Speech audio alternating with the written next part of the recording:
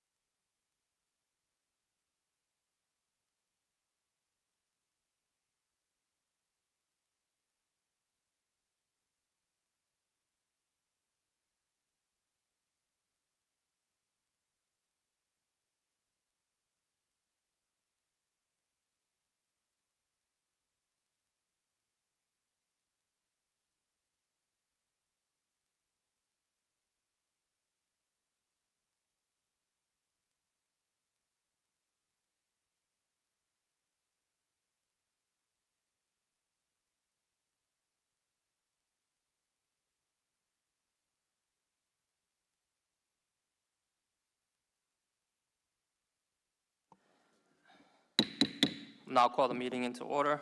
Please rise for the Pledge of Allegiance and a moment of silence.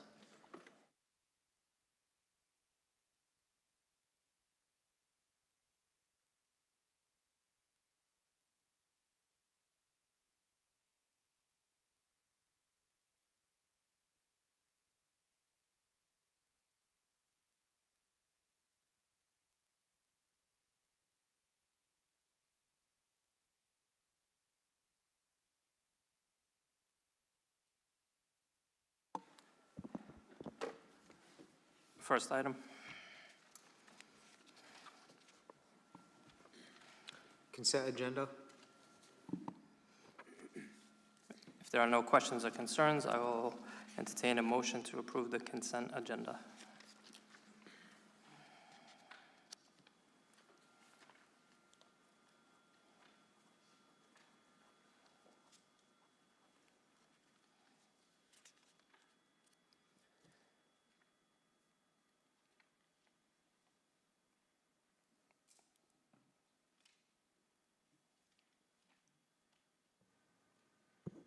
I'll make a motion.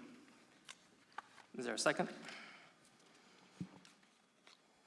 I'll second.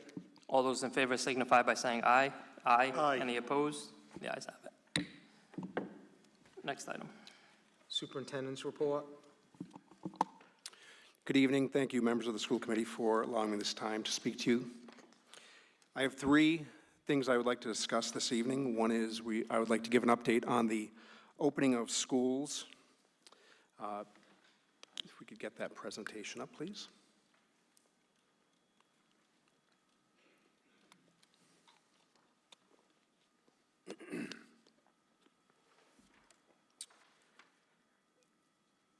In front of us is, excuse me, a timeline about the opening of schools. I had the opportunity to meet with all except one of the, officially, all except one of the principals, and I will be doing so this week. The one question I had for them at the end of our meeting was, are you ready to open school? And the response from all of them was overwhelmingly yes. I feel very confident that the professionals that we have in the leadership, both the principals and the assistant principals, are prepared, along with their faculty and staff, to open up school in a professional, efficient, and fantastic way for our young ones. Before that, we are going to have some activities related to getting our leadership and our staff ready. Of course, we have on the 17th will be the elementary school principals' first day when they will be returning and opening their schools, followed by a leadership retreat. That is when our assistant superintendent, Lisa Ramsey, and Yaniza Gallant, the director of curriculum, will be putting together a presentation, and we will, not a presentation, 2 days of leadership activities. On the 21st, the buildings will be open to teachers. We want to make sure that the teachers have that one day to come in before the official back to school. That will be a Friday, and they will have the opportunity to go into their classrooms, especially for our newest teachers. They want the opportunity. It's a very exciting time for them. Going in and setting up your classroom is a real rite of passage and something we want to provide them. On the 25th, we have new teacher orientation. Those same new teachers will be coming in and learning about the East Providence schools, how we do things, our expectations, and how we can support them. The 31st, we have a full professional development day for all of our teachers, where we will be reviewing our district strategic plan, as well as our goals, and also other ways that we can support each other throughout the year. And on September 1st is the convocation. That is when I will be presenting our vision, any updates that we have for the school year, and I will be inviting certainly all of the school committee members to attend that day. Yes, as long as we are sitting separately. Okay. Next slide, please.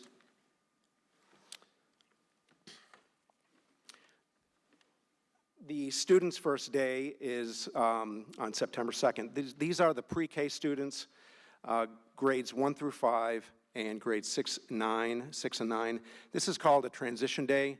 We, of course, have elementary students in grades 1 through 5. However, 6th graders will go to the middle school on their own, and 9th graders will go to the high school on their own. This is an opportunity for the kids who are new to the school to experience without perhaps the older kids there, and it's a nice opportunity for them to get that one day of acclimation. On September 3rd, all students except kindergarten will be there. Kindergarten is actually going to be doing screeners on September 2nd and 3rd. Parents have received notification that there will be separate days. And then on September 4th is the kindergartners' first full day. Just going back to the third, of course, all students pre-K through 12 will be attending except those kindergartners. So that's our schedule for the beginning of the year.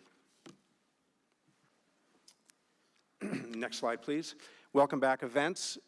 School committee members, of course, are welcome to attend any of the events. We have August 25th, East Providence High School. That is mostly for 9th graders coming in. However, any student who is new to the school will be welcome to check it out. Mr. Black has been sending out communications regarding that. August 26th and 27th, the pre-K will have orientations, and Principal Rubello will certainly be communicating that to all the parents who will be attending, whose children will be attending the pre-K programs. On the 31st, many of the elementary schools, most elementary schools, and September 1st, Agnes Hennessy will have their open house. They are at different dates, at different times, rather, 4 o'clock and 5 o'clock, so please feel free to reach out, or I will send you the specific times that those open houses are taking place if you would like to attend. And later in the month, September 24th, Martin Middle School and Riverside Middle School, this has been a tradition that they tend to wait toward a few weeks in to allow the kids to get acclimated, and inviting parents into Martin and Riverside. All right, moving on to the next presentation, please. We have a facilities and building committee update, and I believe Mr. Carpenter will be joining us for that.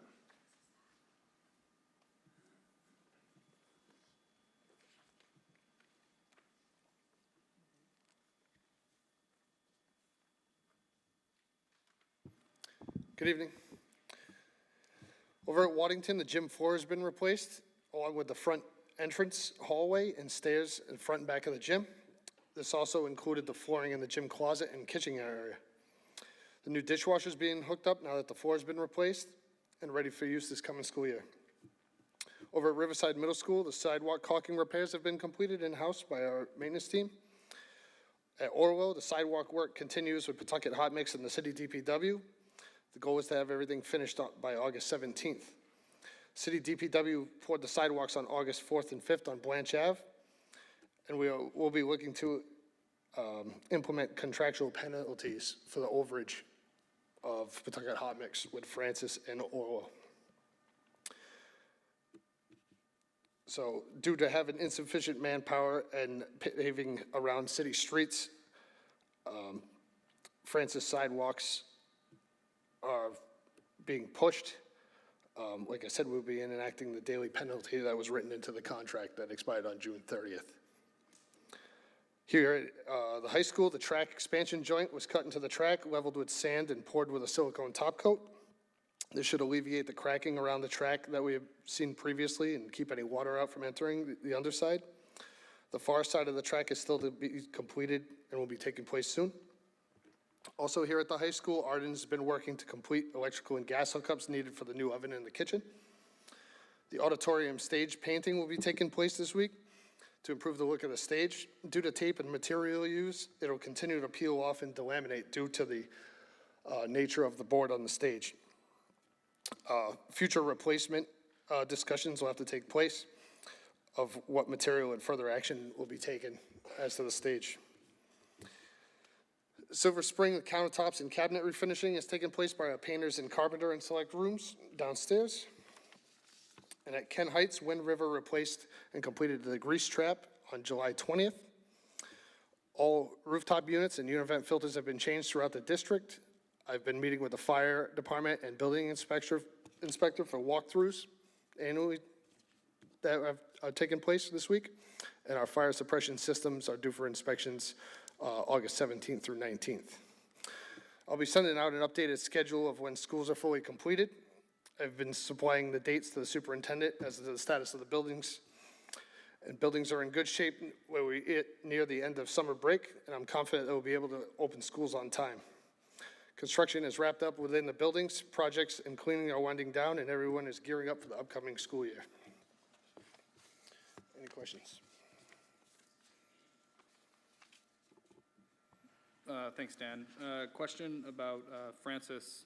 You noted that due to the insufficient manpower, that project is going to have to push into September. You have on here the 17th through and the 1st of Yes, September? so by contract, it was supposed to be done by June 30th. Contractually written in was May 5th. So penalty enacts from May 5th till they finish. Correct. So is there, what kind of like hazards are our student body and teacher body going to face when? So they haven't even began began. yet. That's the Yeah, problem. okay. They've began Orlo. They've been all around the city paving streets, and they did Bliss Street and all kinds of things. I think they're just too spread out, honestly. They're saying they're gonna get to it. They might in between now.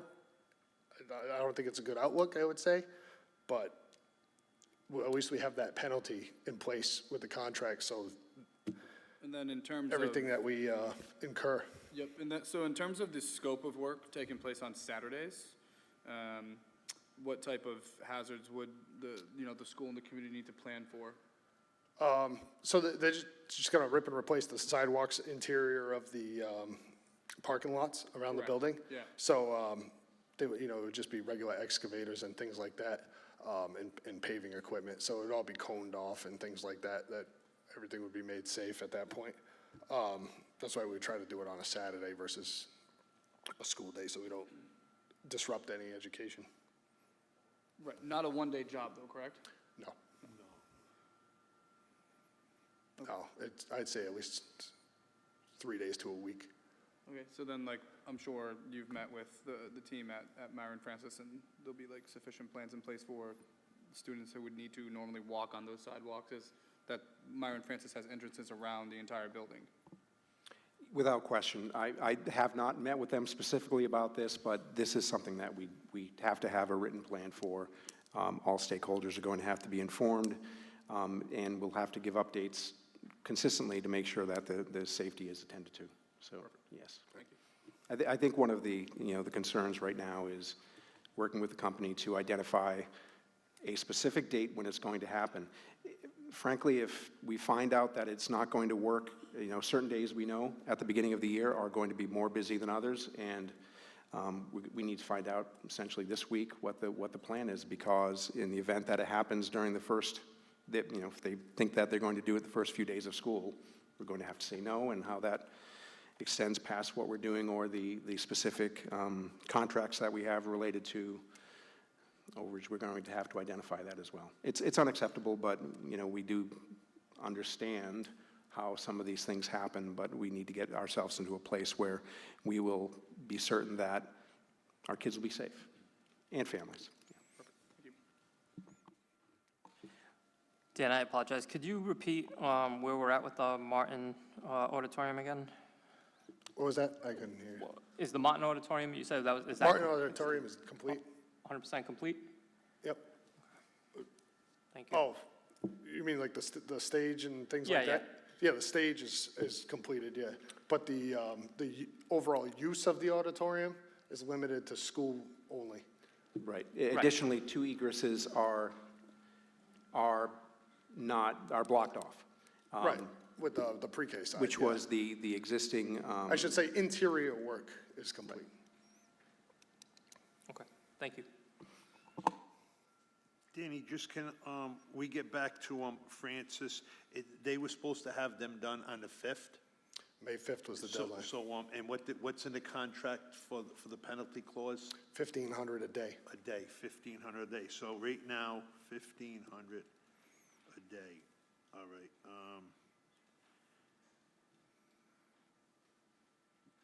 Dave, can I just ask you a question? Like, because the question I would have to all of us, could we instruct Rob, because we can't instruct Danny actually, to have Andrew send them a letter, letting them know, put them in, because remember what happened with the window placement and everything that we went with the windows on that. So Danny, if you could, I don't want to instruct. It's already you in the that- works, yeah. Okay, so that's, so whatever is in the work, Danny, because the reason that I'll say this is because whatever's in the work, you didn't have, and I wish you had came into I don't think you were there, but so you can understand like the executive session side versus the other part. So whatever's in the works, if you can keep Rob up to date with that. Oh, That absolutely. way there, so he can let us know, so we can monitor that going forwards. And it's, It also goes for Olo, too. that's what I'm saying. It's a shame to do that, because I mentioned at the building committee, that I thought it was, our guys doing along Bliss Street near mine. It seemed like they grabbed every job in the city, started So they have it. a contract with the city on the MPA list, so Yeah, it's, that's what I'm saying. Exactly, price-wise, Danny, it's yep. good price, but you're kind of at the mercy of what they're doing Yes. around the city. But they have a lot of projects started around that school area, so we'll be watching for that there. And I think, Danny, that was, and then Danny, next question with the high school auditorium, the stage behind us. Yep. Can we Band-Aid that, and then maybe we can talk with Rob So and if you look see- behind you, we actually did a test patch right there of paint and primer, and we Yep. put tape on it. Yep. And it peeled right off. That's- So the problem is that MDF board that's there delaminates, right? So Yes. it has a smooth finish on the top, and once you get through that, anything that you put on there, any kind of tape, or, they're using gaffer's tape that's extremely strong and things like that. Once you get through that layer, the layers just keep coming off layer by layer. The only thing you could potentially do is rip this all off and hardwood it, or replace it with the same. It's just gonna keep happening again if they put tape on it. We're out of sync, because that's where I was gonna go with this, like, if we could, right now, we'll be discussing money going further, but, if we can just put like a temporary Band-Aid on it so it looks good, but I'd Yeah, like to work, our with. plan is to paint with it. Rob and our guys, like, maybe over the winter, come up with some dollars and cents to see, put a price together sooner so we can go forwards with that. But I think that's another project that we can handle in-house with our guys. Oh, yeah. The worst part of that would be the demo, because we gotta pick up the 1 layer or 3/4, because we're Right. gonna Yeah, replace it. you're gonna take it down to But an I inch. think we definitely got to look at our guys doing it in-house with, brand new oak flooring, Danny, to get 50, 60 years out of it. Right. I think that's the way to go. But I think we would need like maybe a week to do that, so maybe like Christmas or something like that there. Yeah, we'd have to do it over a break for sure, Exactly, yeah. yes, yep. Yeah, so that's going to be a good fix, because I'm going to be looking to see, it's hard to say with very limited funds, as much as possible we can do with our guys inside. Like, we went and filled the cracks down at Riverside. I went again after and looked at like a week ago. Really nice job. I think we saved $5,000 or so on that. That's a big plus, if we can roll, one of them jobs every quarter, that's $20,000 to put onto something else. So, I think we're on the right track, Danny, with that. I just wish we had more money for you, but we'll see where we can go with that, with the guy sitting over there. But I think we're on the right track, Danny, so thank you. Thanks, Danny. I have the building committee report also. Oh, yeah, all right, sorry about that. So at Martin, paving crew mobilized today. The work will begin tomorrow through Friday, paving the parking lot. Striping will take place on the 21st. Sidewalks and curbing have all been finished, will give access to the new parking lot for the upcoming school year. Outside work continues with fiber cement panels, masonry, interior insulation ongoing with sheetrock boarding starting up to close the walls. MEP trades are ongoing with HVAC, electrical, and low voltage, and ceiling work is starting in the playground area. Over at Waddington, like I said, the gym floor was completed with striping on Friday, August 7th. Final cleanup in the back stairways were also completed Tuesday, August 11th. And the 11-month warranty walkthrough is to take place on August 14th. Any questions? Danny, would we know the time of that walkthrough? 9 a.m. 9 o'clock? Yep. All right, thank you. That was the 18th, you said? 14th, 14th? Thursday.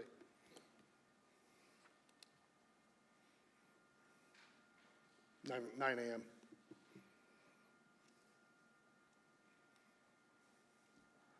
Does anyone else have any questions for Danny? Thank you. Next item. So at this time, I would like to invite three gentlemen who are been helping out, figure out our financial status, Mr. Crowley, Mr. Balducci, and Mr. Picciarelli. Please join us at the front. So the purpose of my presentation today is try to get everybody on the same page regarding our financial outlook, our present, our past, and our future. I've invited these three gentlemen to provide their input because over the past month, they have been helping us figure out exactly where we have been, where we currently are, and where we are going.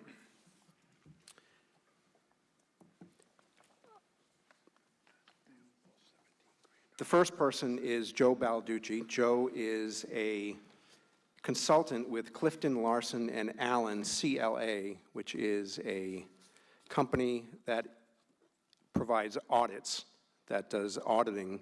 They were our auditors during the fiscal year 24 and previous many years. Also, they did the audit for the city. Joe recently joined CLA. He was recently retired as the finance director of the city, for the Cranston School Department for several years. Also here is Joseph Crowley. Joe is well known to us as a longtime consultant to the city of, to the East Providence School Department. Joe has also served in a capacity as financial consultant to a dozen different districts over the last few decades, most recently as a member of the Budget Commission of the city of Warwick. Mark Picciarelli, who is our controller and is actually now being elevated to the position of acting director of finance, is here, and he will be, Mark has taken over the reins of the finance department, and he will be providing information also related to our current status. So next slide, please. So I want to provide some context for you on the basis of a timeline. The former finance director resigned effective June 26th, and I was set to begin on July 1st. With the permission of the school committee, I did come in a little early during my last week that I was with employed by the city of East Providence, and I went in for the purpose of trying to see the lay of the land. One of the things that I stated to the school committee during the the hiring process was that I would spend the month of August, July rather, I'd be spending the month of July making sure that our finances are on track. So I wanted the opportunity to get in early because I knew that the former finance director would be leaving. On that date of June 26th, I invited myself to a meeting, and that's where I met Mr. Picciarelli and Mr. Balducci, who were being given an overview of the finances of the city, of the school department. I had an opportunity to speak to both Mark and Joe one-on-one to try to get a sense of what they would be providing for services. Obviously, Mark would be starting on July 7th as a controller, so a week later. I learned that Joe Balducci, in his new role, having been recently retired, would be available to us on a part-time basis.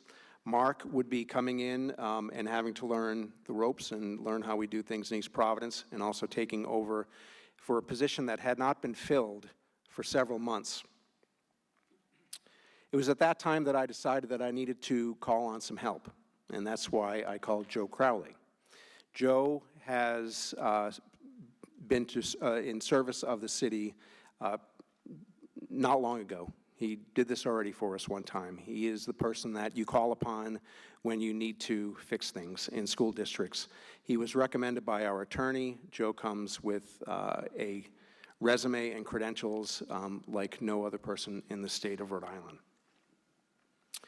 We also learned that our staff accountant resigned. This was during the month of July, and that was effective August 4th.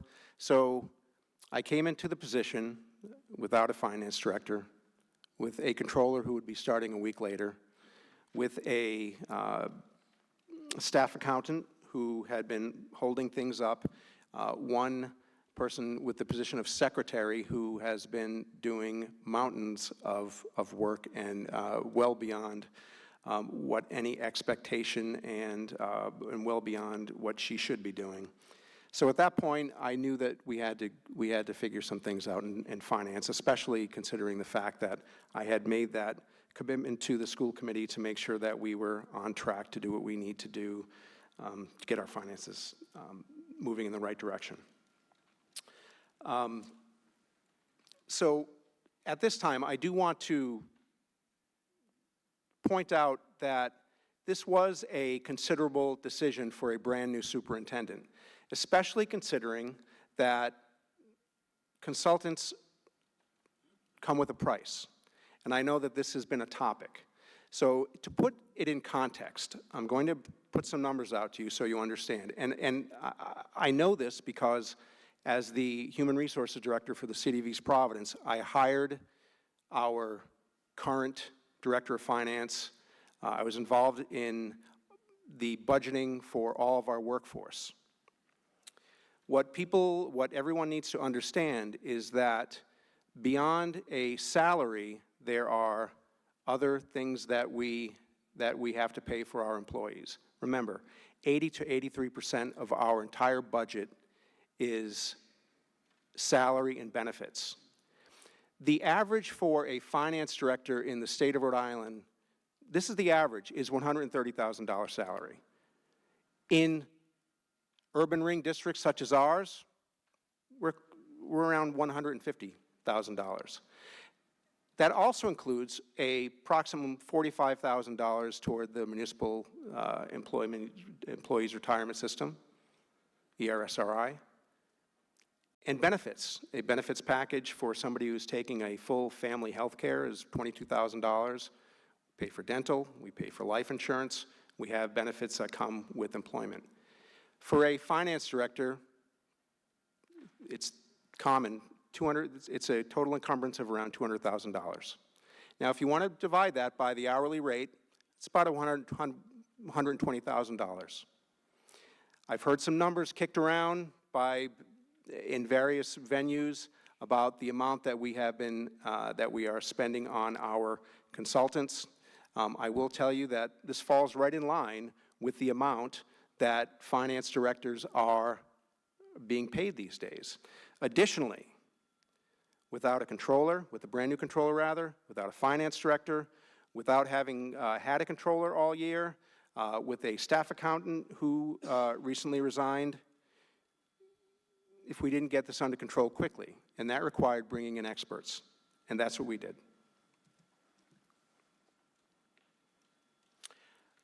Next slide, please. So I want to pivot now. This presentation is going to be in 3 parts. We're going to talk about fiscal year 25, that's the past. Joe Balducci was brought in. We knew that we needed an expert on audits. Joe previously had a position as an auditor. Joe works for CLA, which is an auditing firm. Joe Balducci has spent years balancing his budget for the Cranston School Department. So it was very apparent that we were going to bring in Joe to make sure that everything was in line for fiscal year 25. And I'm sorry, but we have to go back to fiscal year 25 because we have not completed the audit. The audit by law is supposed to be done within 6 months of the end of the fiscal year. It hasn't been done. Now, I will say that this is not a unique thing to East Providence. Many communities, many cities in Rhode Island are having difficulty getting there and have traditionally had difficulty getting their audits done. The way that this is completed is by having a meeting with the Auditor General, which we have done. We've been doing these for months, as a matter of fact.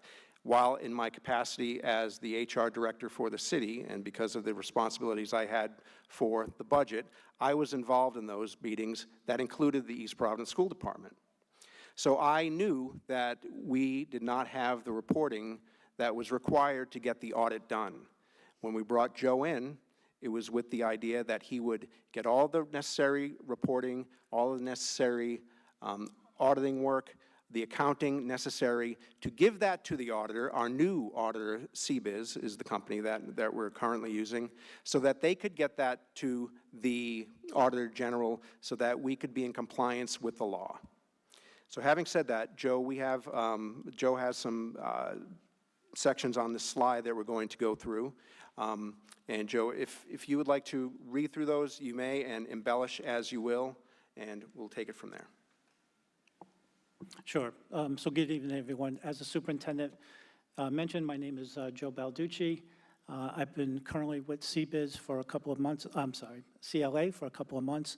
But prior to that, my career mostly has been in the public school system for 27 years. I've been the CFO for Cranston Schools, 3 years with Coventry Public Schools, and then prior to that, I worked for a public accounting firm whose niche in the industry was auditing municipalities, school district, quasi-governmental state agencies. So most of my career has been in this line of work.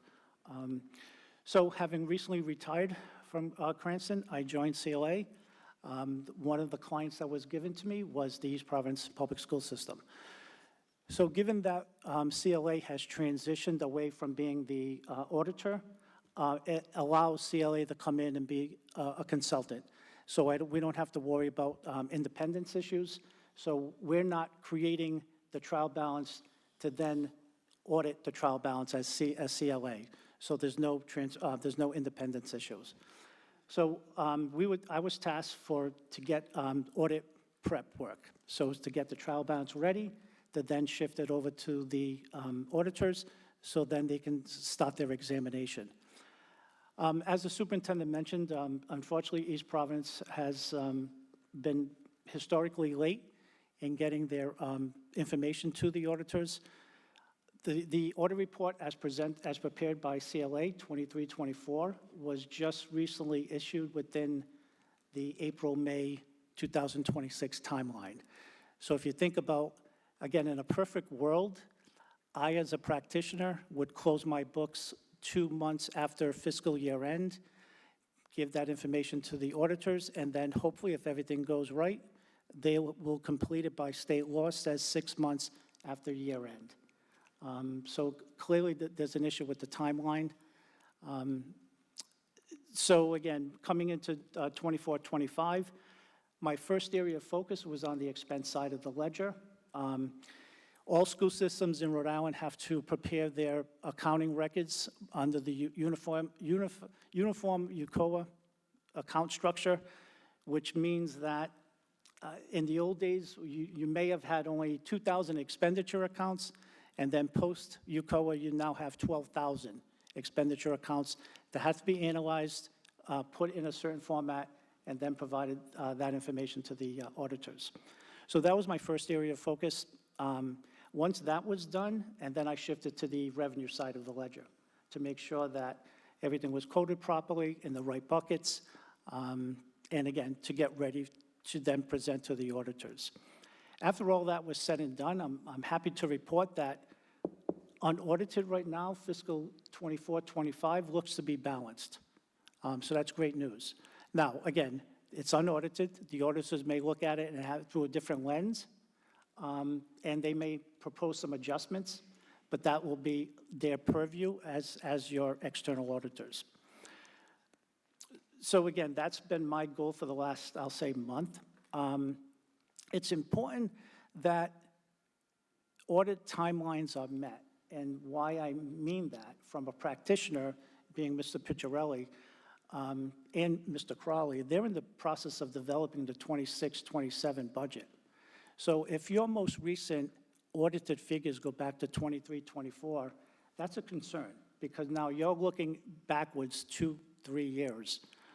So as you're trying to develop a timeline on trend analysis, where you think you're going to be for the last 3 years, what does that mean going forward? You don't have the historical data available at your resource, as a resource. So that becomes a problem. As the superintendent mentioned, again, East Providence does meet with the Auditor General. It's not from a financial concern standpoint. I think it's just from a lateness of the audit not being done in a timely manner. When that doesn't happen, then unfortunately, you become on his radar screen, so to speak, and then he wants to know, okay, how are things going? When do you think, the trial balance is going to be given to the auditor? So you just, again, he's part of the conversation. So that's where we are currently.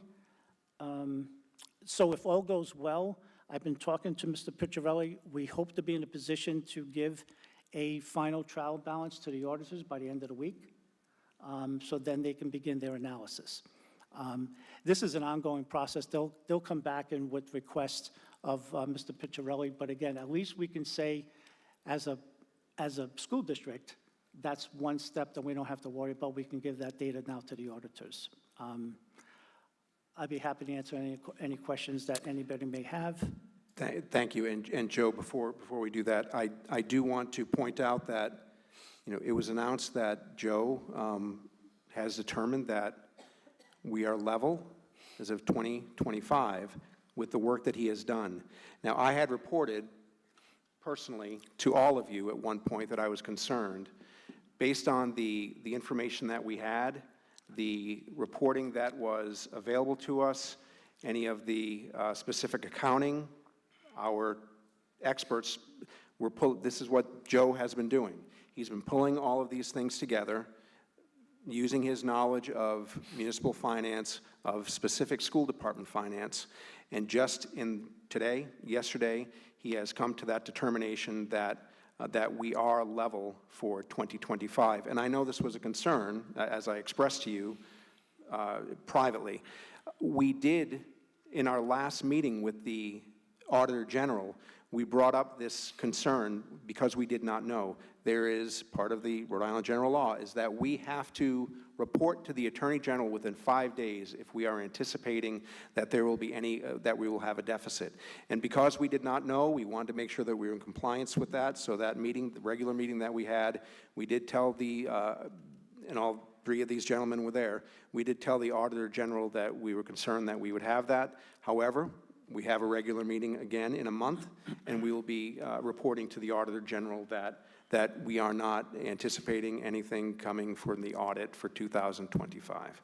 At this time, if you have any questions, and what I would like to do is, through each of these three separate sections, I would like to provide you an opportunity to ask members of the school committee, ask members of Joe if you have any, please do so. Otherwise, we will move to the next section. Through the chair. Thank you. Just for our full understanding in terms of timelines, this has been a question that has come up throughout my experience as a sitting school committee member. I think even there was questions on the April meeting when that the audit was presented.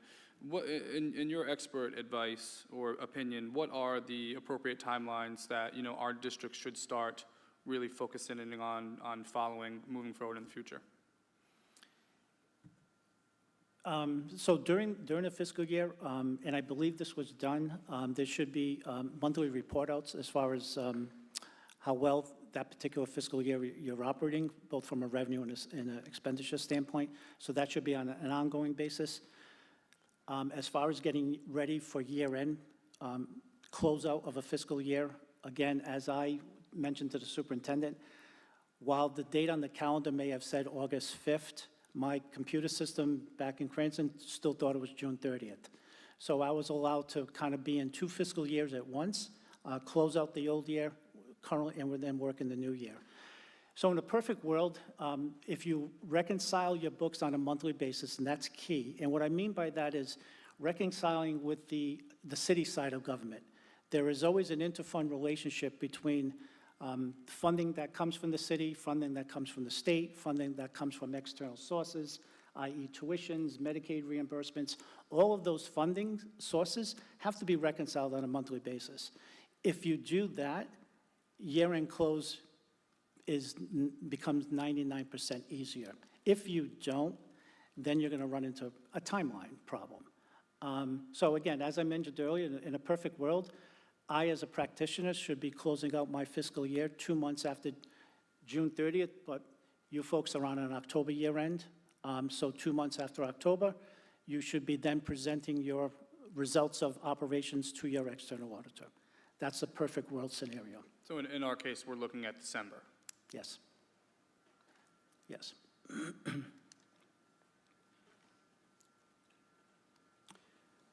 If there are no other questions, I will move on to the next section. Oh, I'm sorry. I just had one. In your professional opinion, were the previous reports that were provided to the committee complete and accurate? I did not get an opportunity to look at those reports. I was just told that by the prior CFO for the district. I did not have an opportunity to look at the reports, but it's my understanding, and again, this is what I was told, during monthly school committee meetings, a portion of that meeting was finances were discussed, so that's all I was kind of referring to. But I was glad to hear that, because I think that's important. But again, beyond that, I did not have a chance to look at a report. Thank you. You're welcome. The answer to the question is no. What we gave you was what we were given when we asked for information in terms of, you know, what are the revenues, what are the expenses, and we were given reports. And when we looked at it, you know, that's the information that we passed on. When Joe got into the weeds and said, well, wait a minute, you know, this thing says this, but the bank account said, you know, we've got deposits going here, there, we've got these things going here, there. So now, you know, once you get down into the weeds, then anything that was there previously that was not what it should have been, he had figured out how to, you know, make sure that you got the correct information. And it's all now been corrected? Right now, again, as I mentioned earlier, it's unaudited. The auditors will do their examination like they always will. But hopefully, if all goes well, I mean, the fiscal 24, 25 it's in the past, as the superintendent mentioned. But again, now it's a point of, you know, in the year you're in currently, and then on a go-forward basis. That's, I think, is the immediate concern going forward. To follow, if essentially we are 7 months behind where we should be for presenting, you know, for conducting the audit. What is the timeline of getting that completed for FY 24-25?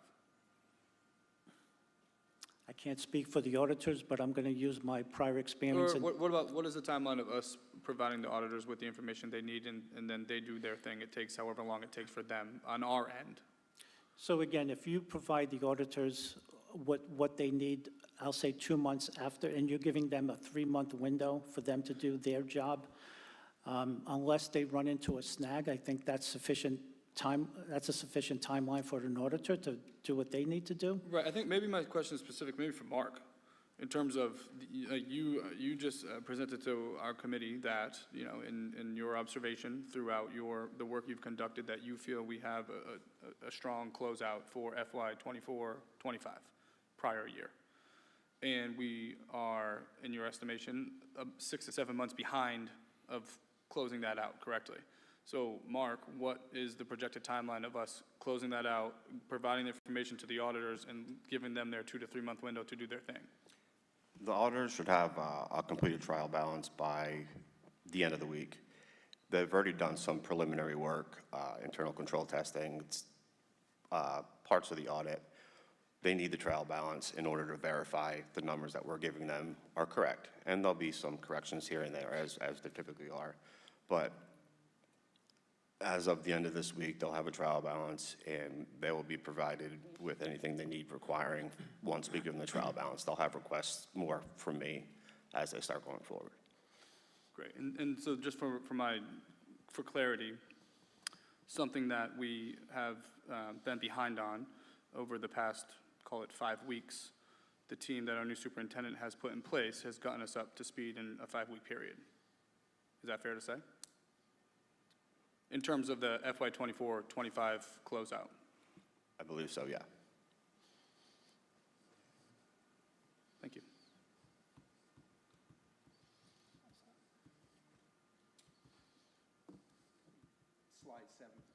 Slide 7, please, Patrick.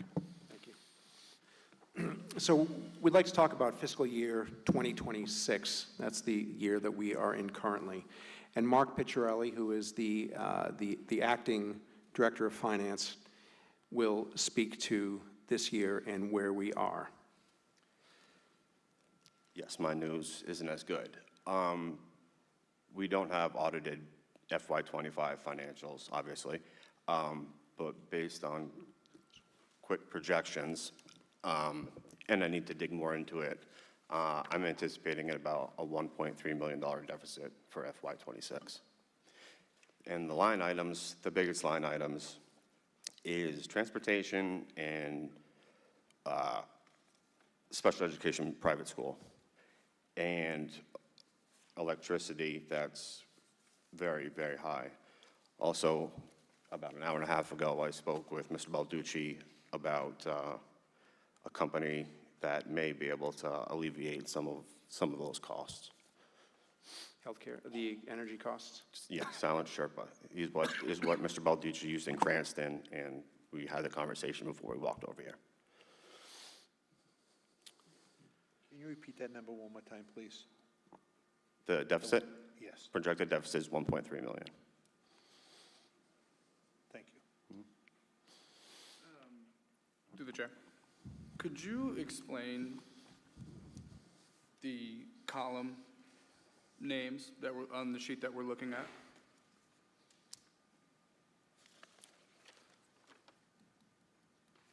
Could you be more specific? I'm sorry. Sure. 2026 budget, FY '26 year-to-date EXP. Okay, yeah, so that, the 26 budget's on the left. Yep. The FY '26 year-to-date expenditures as of 7/31/26. And based on the numbers where I think we're going to be over budget, Can you keep going? What's ENC stand for? encumbrances, Is what? encumbrances. Okay. You can continue, sorry. That $1.3 million deficit, is that down from a previously projected $3 million deficit? Yes, sir. And why, what, I asked if the $1.3 million projected deficit was down from the previously reported $3 million deficit.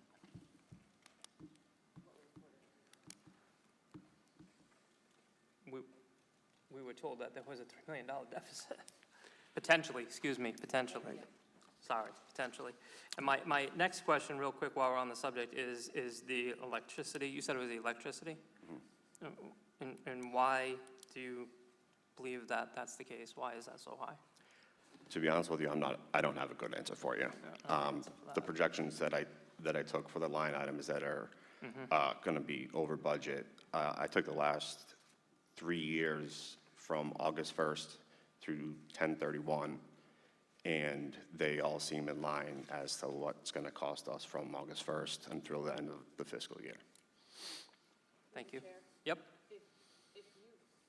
If you go back to March and April of this year, back to our minutes, back to our discussions with our former superintendent and our former finance director, we discussed electricity. We discussed the cost of the electricity. And the word was, let's keep a close eye on it.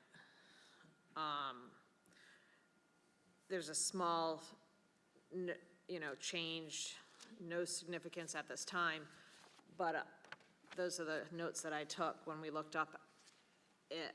So I think we kind of knew that was coming, but we didn't do anything about it, nor did we see it as a big change at that time.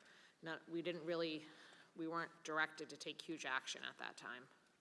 But we did talk about it back in March and April, that we needed to pay attention to that those numbers may change. And if you look at, again, the anticipated end of the year substitutes, you're at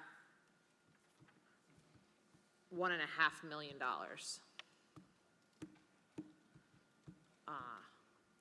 Not only that, our salary the anticipated has gone up quite a bit. I feel like we're not looking at the same information. And maybe I'm just not looking at it correctly. But this sheet right here, we're going off of to identify the $1.3 million deficit. Do you have a breakdown of if we were to compare our budget to the anticipated end of year, it's a different number.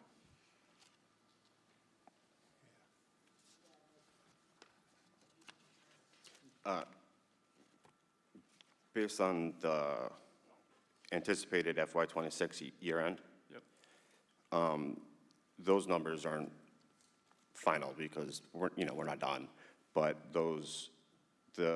I get to those numbers based on prior financial data, and we run the report, and then it's a trend that the past 3 years, if it's currently X amount for an expense, that it's safe to say it's going to happen again.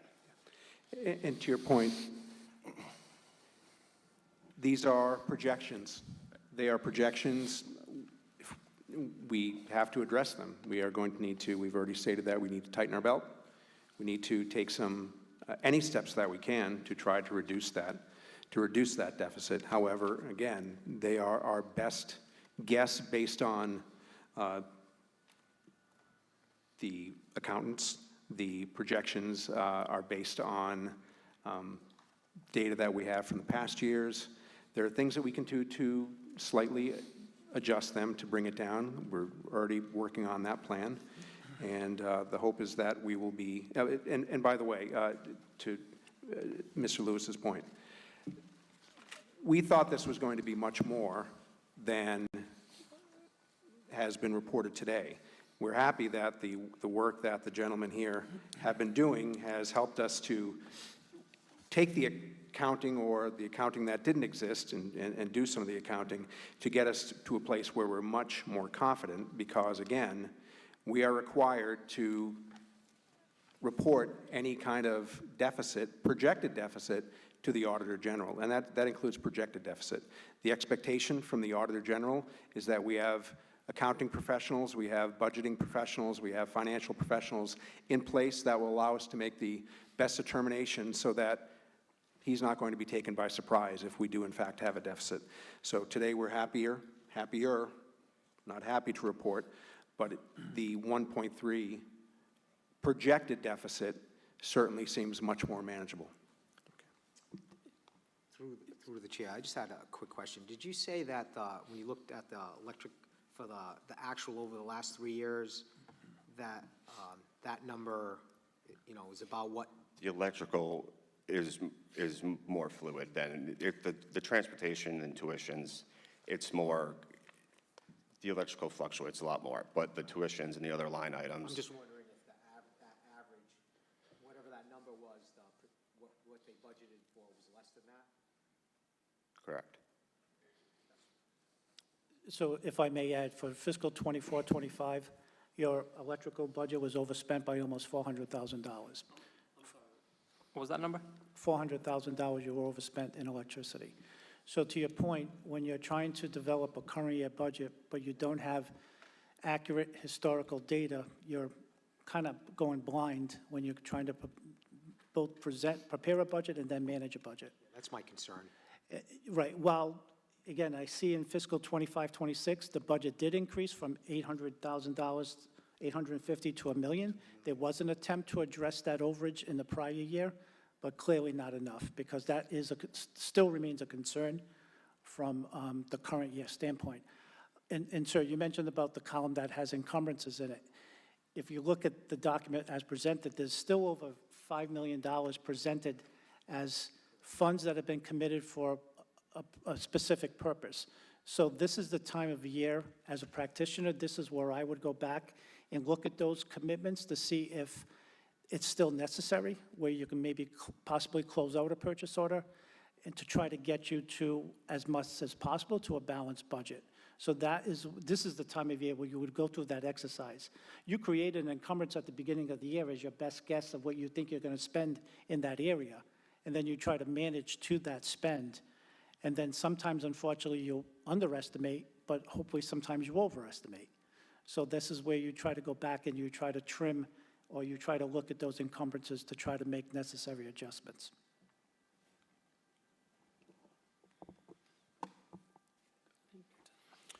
The third section, the third portion of this finance presentation, Mr. Crowley is going to speak about the budgeting process for fiscal year '27 that we will be beginning soon, and that would be slide 9. Please, Patrick. And then taking a look at the next year, our hands are pretty much tied in terms of what we can do in terms of trying to do anything to make any kind of correction,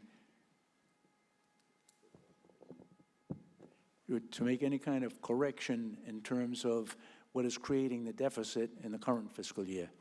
We can do virtually nothing in terms of any kind of reduction in staff that would have any kind of impact. All of that would have had to have been done by June 1st in terms of making any kind of reductions. So in terms of that, there's very little we can do. In terms of taking a look at all of the kinds of things that the other areas where there have been issues with the over/under budget, the numbers that came in, even though they may have been over budget, those were the numbers. It was the budget that was short. The expenses are there. And they will continue to be there. So again, going forward, I'm not seeing an awful lot of opportunity in terms of doing anything to really be able to address any potential deficit in the coming year. Can we have the next page?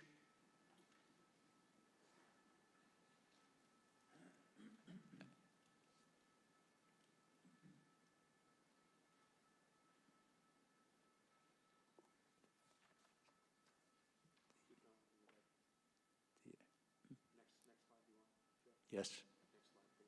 Next slide, Patrick, please.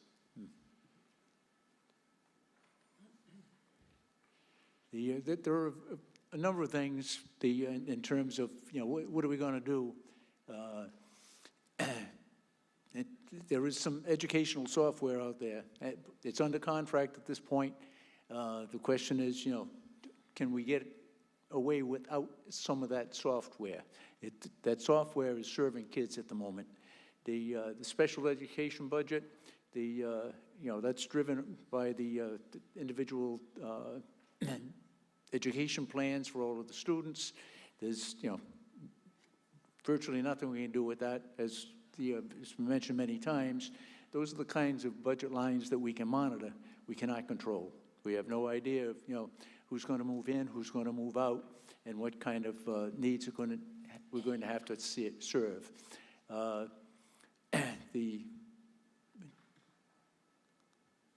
big piece of the special ed is the tuitions. Can we have the next slide, which I think may have a little bit of good news in it? The students at Bradley, they're residential students, and according to the state, the home community for a student is the district that they lay their head in. As it is, they are residential students at Bradley, so they have been charged to East Providence, even though they are not East Providence students.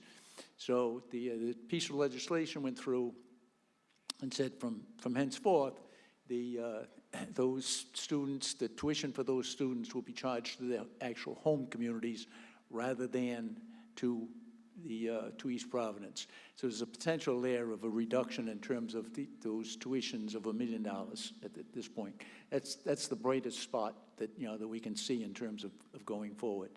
In terms of athletic budget, a lot of places say, oh, let's, we'll just get everybody's hackles up and we'll eliminate some sports programs to save money. It doesn't work. So if you're going to maintain the same athletic programs, the program is going to cost what it costs.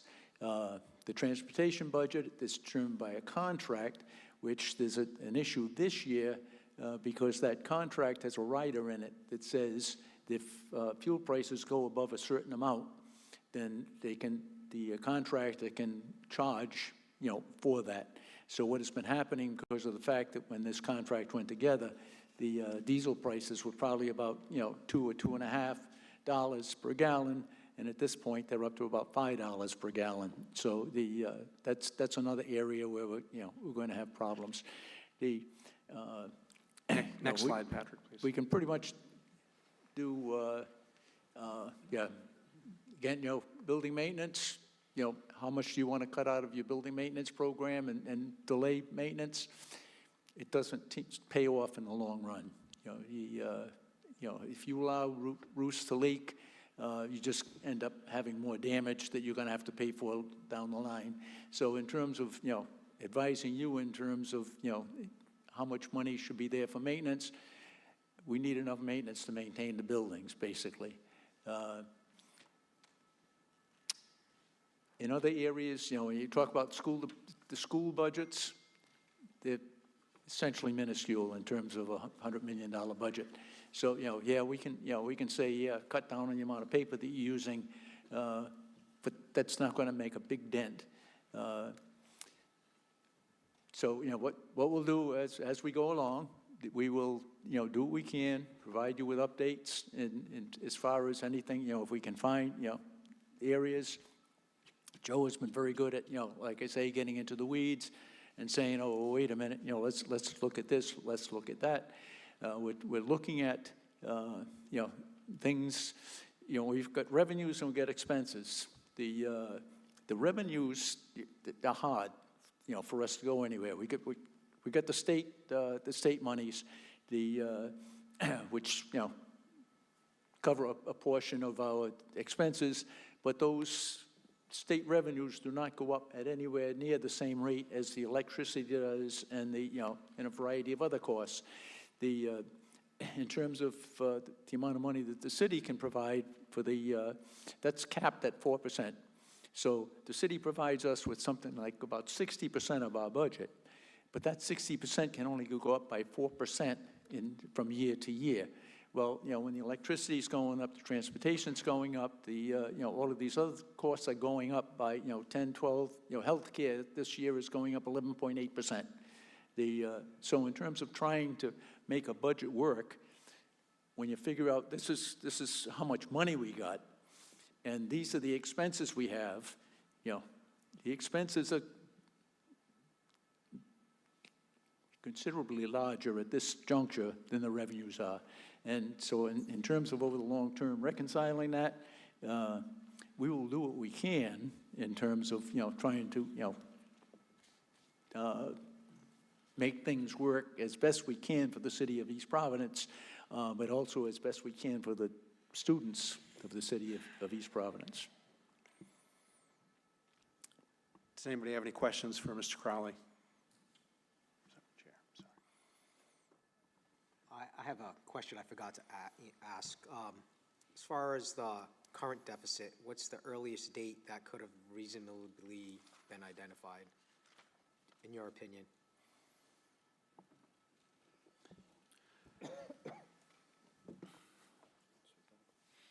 So again, if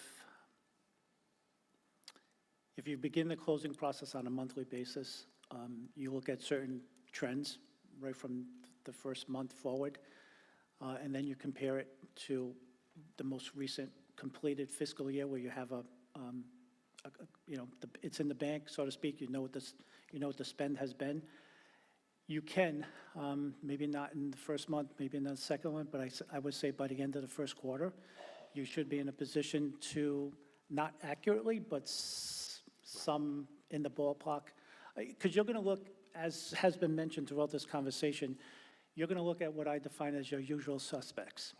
What causes you grief year over year? In my past life, I would say substitute teachers. That's an area where you try to budget appropriately, but you never can, because you can't go from $1 million budget and you've been spending at $1.5 million. You can't go $1 million to $1.5 million. You have to address that incrementally to get there, and put in certain controls. Mr. Crowley mentioned outside special tuitions.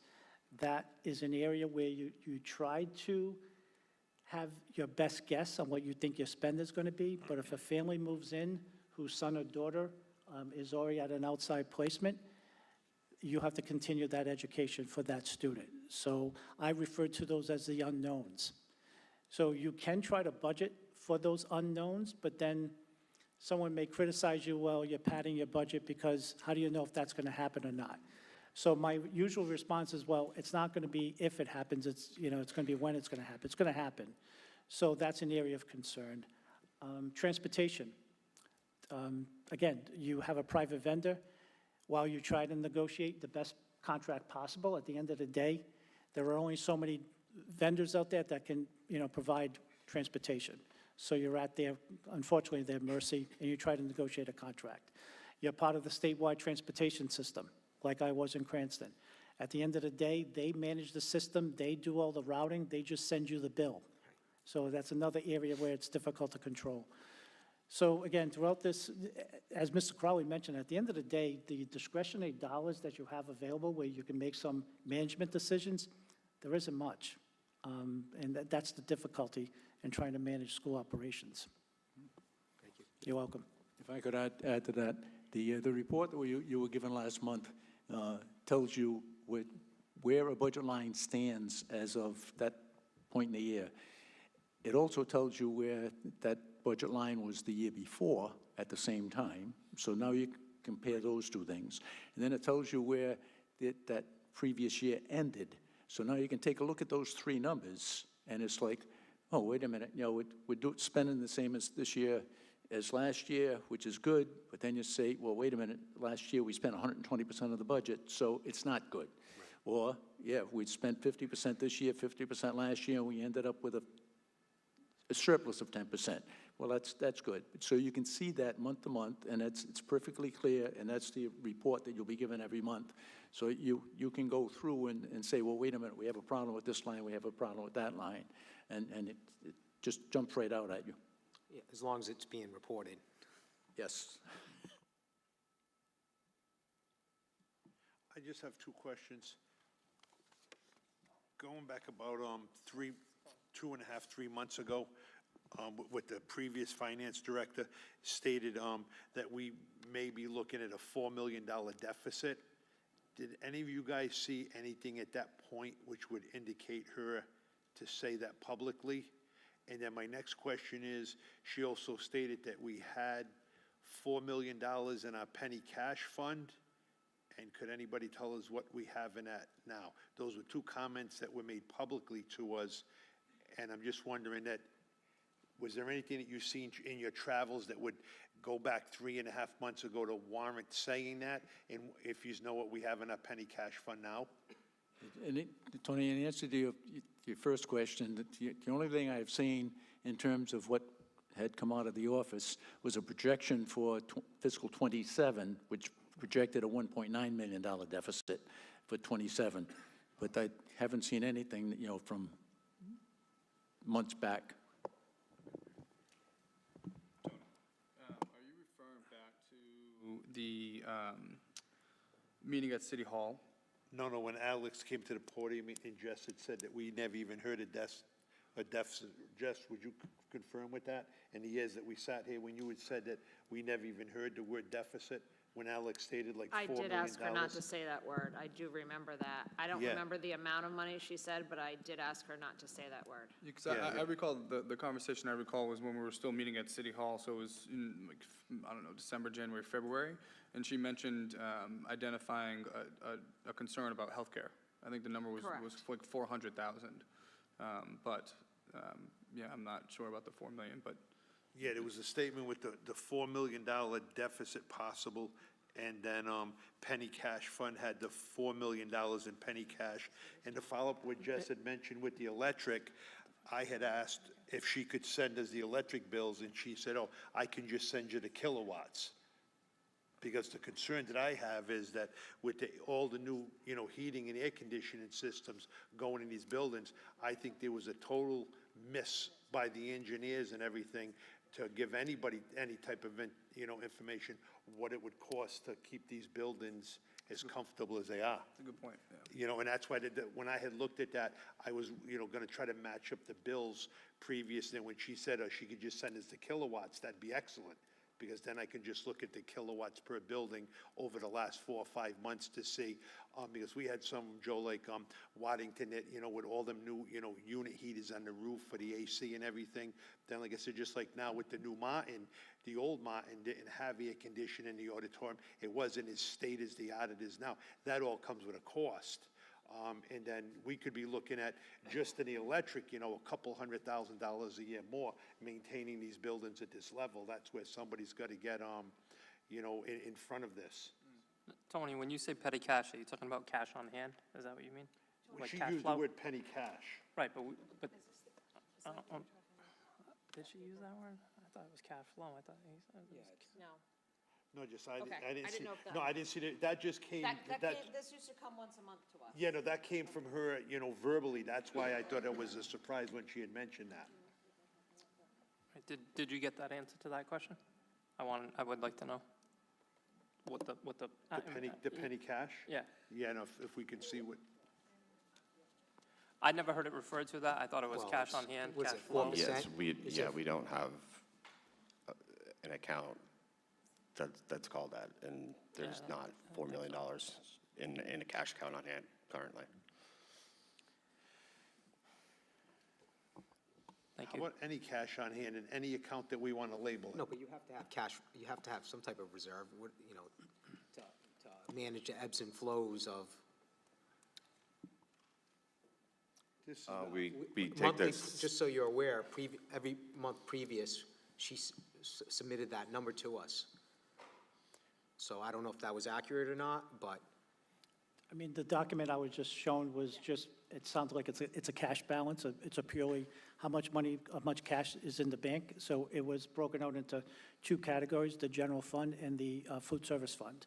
So the food service fund maintains its own cash account because, again, it's supposed to be self-sufficient, and the revenue that comes in from the lunch sales and the federal government is supposed to be used to support the operations of running a food service program.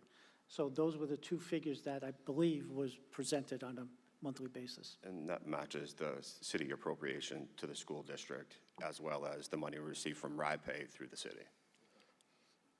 I have one question. As far as the transportation, what is causing that overage? If it was, we're in the contract. I don't have a good answer for that question right now. Because I know I had put into the contract a fuel surcharge cap. So I hope that someone's tracking that, because we weren't supposed to be charged over, over a certain number. And I know it's in the contract, because I had it specifically put in there.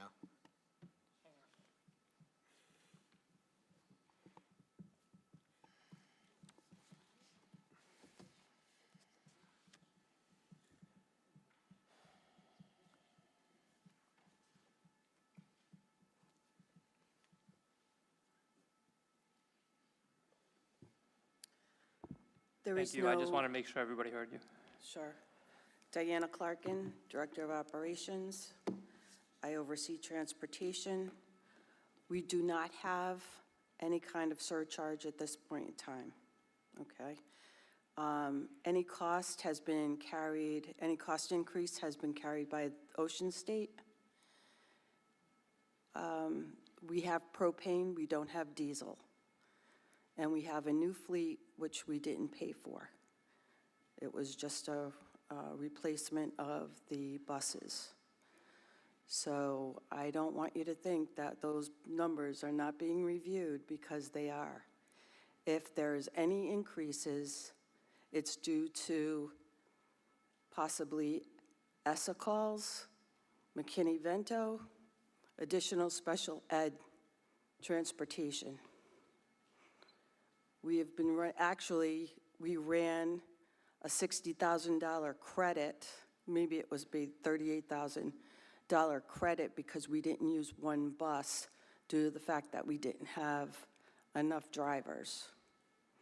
So, If you could, at your convenience, dig into that and let us know, because some of this we could potentially deal with, legislation, if it's some of these other factors,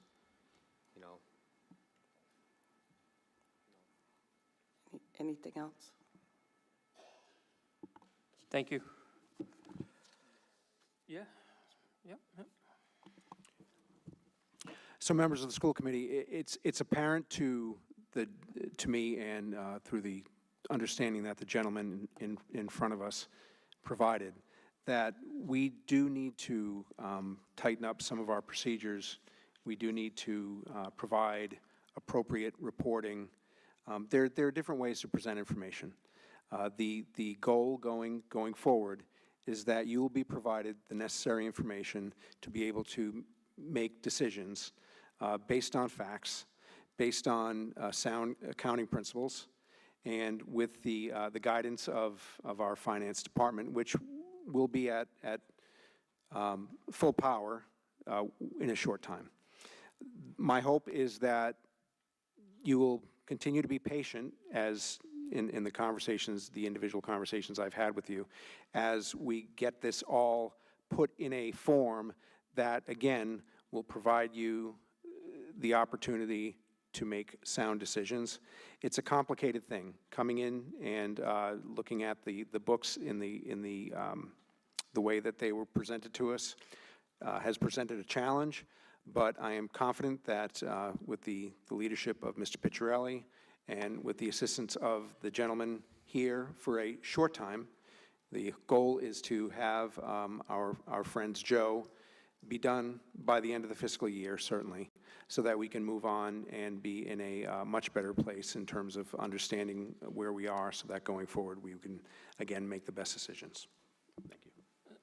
These three gentlemen will be presenting to us at our first budget workshop, correct? In terms of the budget workshop, Joseph Crowley will be on hand. That is the plan. And Okay. Mr. Picciarelli, Mr. Balducci, we haven't determined the role that he will be taking in those budget workshops. Any other questions? No? Thank you. Dave, I just got a question. So right now, is it fair to say that the school department has a $1.3 million deficit? Does that include the $750 that we still owe the city? Is that rolled into this 1.3? No, sir, that's not a part of it. The 1.3 is my preliminary figures, and I need to do more work into it, to be perfectly honest with you. I've been here a short time and trying to manage day-to-day operations as well. more work needs to be done and will be done on my part. And it's, no, that's 750, that sold to the city is not a part of that 1.3. And that 1.3 right now is projected, correct? Yes, sir, That's not- projected. Okay, thank you. And going forward, any debt that we incur will be disclosed to us, because quite frankly, until, I just only recently learned about that figure. Where would that be reported to us? I can assure you, going forward, I will give you accurate and very timely information in a very format that's easily understandable None of this for was the public. reflective on you three gentlemen, and just what happened in the past, unfortunately, and what was not disclosed to us. Thank you. Next item. Policy Committee Report, EPSD, Financial Reporting and Oversight Policy, first read.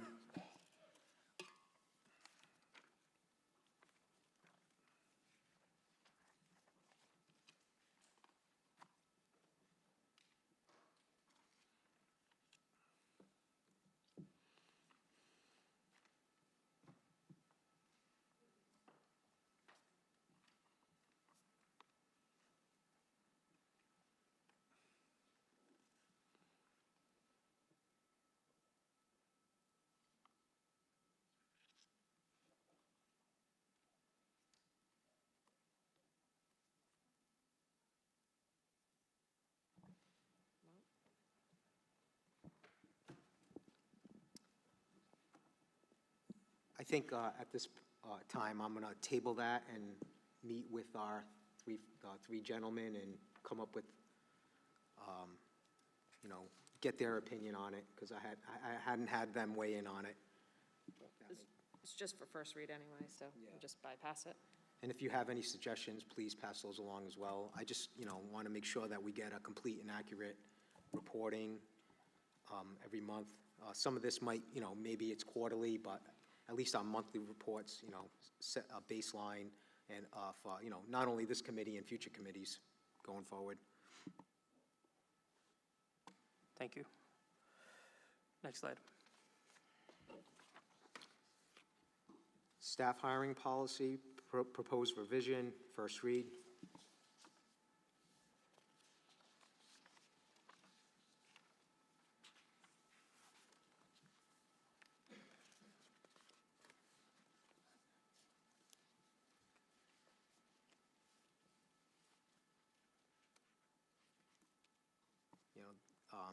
I guess in 2020, this policy was changed, so this still, the superintendent still has his legal authority to, select and appoint employees, but then the committee would then need to approve those individual employment contracts, salaries. Yeah, so we had to change this policy in 2020 due to the state law being changed. But, Principal empowerment versus, well, Andrew's weighed in on this, yeah, so. no, I just wanted you to know why it was changed. Okay. My only question is, I just, under, the principal shall recommend the hiring of teachers, athletic coaches. Does our principals hire athletic coaches, or does our athletic, do they, or, yeah, I don't know if we want that in there, or, I didn't know. It should be both. It should be both, so how can we change that wording, because does it And/or? matter, and/or?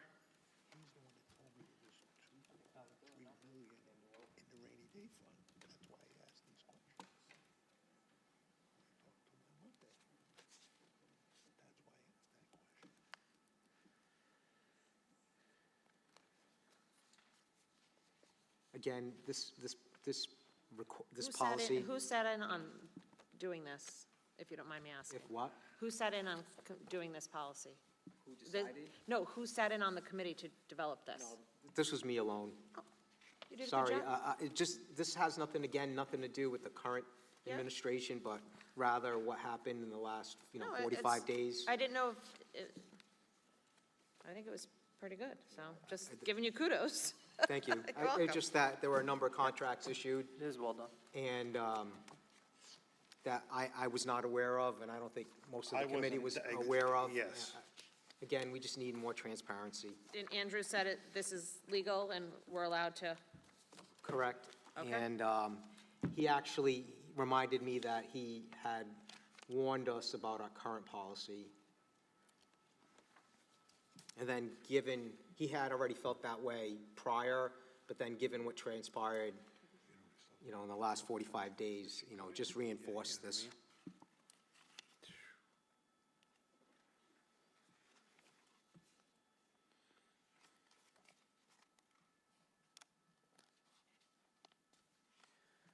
Are there any other questions? Hearing none, we'll move on to the next item. Public comments?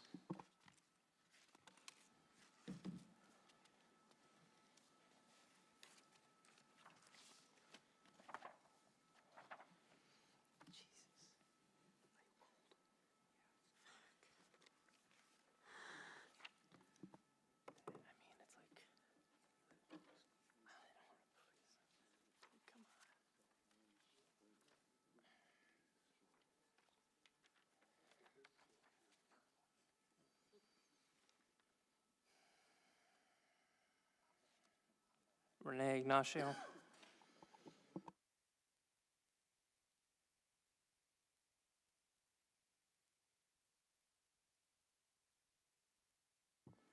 Good evening. I just wanted to follow up and say, Mr. Perry, thank you for getting back with the email too. But I did have a couple questions, and I know they said with the transportation that we're over budget. Mr. DeSimus did put in the contract that there was a 10% cap for fuel. So that's what you had put in the contract with it. But our budget is like way over. And I know you said that you were, Mr. Perry, you said that you were gonna look into it because it was currently total expenditures and encumbrances exceeded the budget due to the blanket purchase order. And that you were gonna review that. So I didn't know if you had a chance to look at that.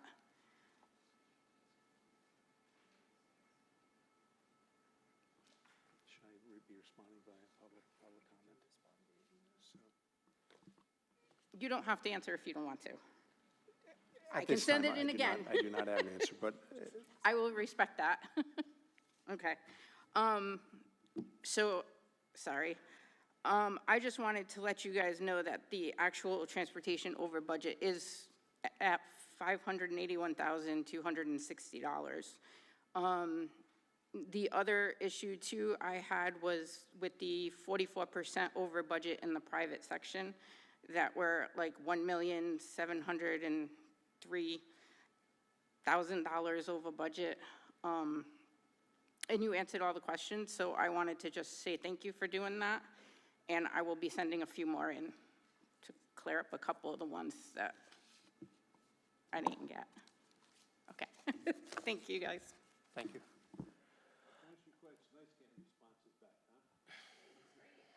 It is.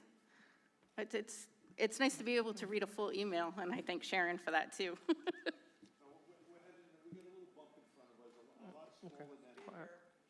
Yeah, speaker, please, because, I wanted to just let you know, thank you for that. We got a small bump in front of us, a lot smaller than I thought it was. So, with Rob at the helm and the guys, that's what they've been working on for the last month. So, and dealing with that, responding to a lot of questions that they sent to them. So, Right. thank you, All right. Renee. you're welcome. Thank you. Thank you. Renee, I just want to, Mrs. Clarkin mentioned that the transportation costs have gone up because we have been transporting other students, special ed students, students who need door-to-door, ESSER Right. students. So that's probably why our transportation budget has gone up. Right. I just want to reiterate that because we can't depend on that budget going Right. in, just like we can't depend on a nurse that we didn't, because I just realized that we have a nurse in our budget that we didn't budget in Right. for our one-on-one. So I just want to, she came Yeah, up and no, spoke that. I knew that, but I also wanted to, because when I first saw it, and, you know, because we do have a budget where every year it's supposed to go up a little bit for our Oh, honey, I third. know. I've been sitting here for 12 and a half years, and I do the same thing you do. I add up all the numbers, and I subtract all the numbers as well. So I'm well aware, and I understand what you're doing, and it is kind of upsetting, and Well, it is. it's not so much upsetting, but like, I was just thinking, because I know Tony had put in that 10% cap. Yeah. So I'm like thinking, I thought the same thing. Well, how did it go up? So I'm so glad that she came up and was able to explain that to everyone that is watching and everyone that's here today, how that did go up, because I thought the same thing. How did it go up? Because we knew this was a normal number. This was something that should have stayed and remained all the way Correct. until you realize that we have a student that may need extra accommodations. So Correct. thank you. and the other thing too, I just want to say, in defense of you and Tony, it was petty cash. There was 4 million in petty cash. That's what she said. Because they said there was no account, for petty cash or cash on hand. Yeah, I think we're all going to go home tonight and YouTube it. I think that's what we're all going to do. I probably have it. I'll send it to you. I think we're all going to go home and YouTube it tonight and find out exactly when, date, and everything. And I believe Ryan was right, it was at City Hall, because I think you almost fell off your chair. Yes, I believe so. Thank you. Thank you. Next item. Discussion action items, discussion Yonder pouches. I don't know why you're laughing. Good evening. I'm here tonight to discuss an unfunded mandate from the Rhode Island State legislation under General Law 162143. Not in your packet, but given to you through an email from me today was a brief that I prepared with a lot of attachments. I'm going to review that brief, and you can review it at your leisure, ask questions as you see fit, but please allow me to get through what I need to share, and then we can certainly discuss it as we go through. So 162143 requires every school district by August 1st to have a pouch policy that keeps students off their cell phones for the duration of the school day. When this was first presented to school departments back in October of '25, we asked for an advisory opinion from Rhode Island Department of Education. In the email that I did share with you is that advisory decision, and essentially it confirms that it's a bell-to-bell policy, meaning from the moment they walk in to the moment they leave. It does not, unless the school wants to, cover field trips or athletic events. So what does this mean for us? There are 2 major programs out there that cover pouches or security devices for cell phones. Yonder presented a sole source letter indicating that their device will hold a cell phone, AirPods, an iWatch, all in one location to be in compliant with this law. So seeing as though they had a sole source, we did go with Yonder to be in compliance with this law. Now, no local funds were used for this, as we had the benefit of having Project Aware funds. Project Aware is ending shortly, September 30th to be specific, and the cost for these were completely and 100% charged to Project Aware, and the total of $71,764. Our quote is to have all secondary schools be a part of this. Through negotiations with Yonder, we were able to get additional unlocking devices, additional percentage of pouches to have on hand for damage, for destruction, for lost or stolen device pouches. So we will have a 10% per school in extra reserve so that we can continually have a cell phone-free environment. So there are some criteria that 162143 does require, and it requires that we inform the school committee, we inform the public, and we have a policy and a procedure in place so we would be able to secure phones, not search them, but secure phones for the entire school day. We will be addressing cell phones or necessary medical devices for students that have that documented through their IEP in conjunction with the nurse. So if students have a glucometer, for example, and they need to check their glucose on a regular basis, there is a procedure for that, and they will be pouched, but it would be under a different way. So they will comply with the procedure, but they will have access to their device. So students, basically this is the way it will work. Students will arrive at school in the morning, they will pouch. I've included a picture of the pouch, and it has a very clear pin that when the pouch is locked, it's fluorescent green, and you could see that it's locked. So they'll show the staff at the doors upon entry that their pouch is locked. We're not going to go through the pouch necessarily, but we are expecting that the pouch contains their cell phone. Then at the end of the day, they keep that pouch with them for the entire school day. If they're early dismissed for sick, emergency, for whatever reason, we have the ability to unlock them in an emergency situation or for an early dismissal. At the end of the day, schools will have these unlocking devices throughout the building so that students will, within a second, be able to unlock their device, take their pouch home, and they have their phone access at that point. I did see this in action at a very large high school, and it really did not delay departure for students. If you've ever used it at a concert, or it's more of a quick little, they don't even have to take a stop to do it, they can do it as they're walking. Tomorrow, a representative from Yonder is coming to each of our secondary schools to determine the best location for these unlocking pouches and to establish procedure at the schools. So that will be done. The student is assigned the pouch, so we can ascertain whether there's any damage, lost, and it would be, if I am assigning it to Jessica, it's Jessica's pouch. If Jessica damages it, it's Jessica's responsibility. Sorry. Jessica's not bringing her phone to school. Okay, Jessica won't bring her phone to school, which is really one of the goals. So they unlock the pouches and they leave for the day. The benefits, I don't have to necessarily read through the benefits, but there is AFT and NEA both support this bill or this legislation that went through to get the phones out of the classroom. There is research, which I also included in your brief, to show that the phones are definitely having a mental health and behavioral health component, benefit component to that. So our next steps, what's our next steps? Well, I have a draft policy ready to go in front of the policy subcommittee. It's a draft policy because the policy subcommittee needs to review it.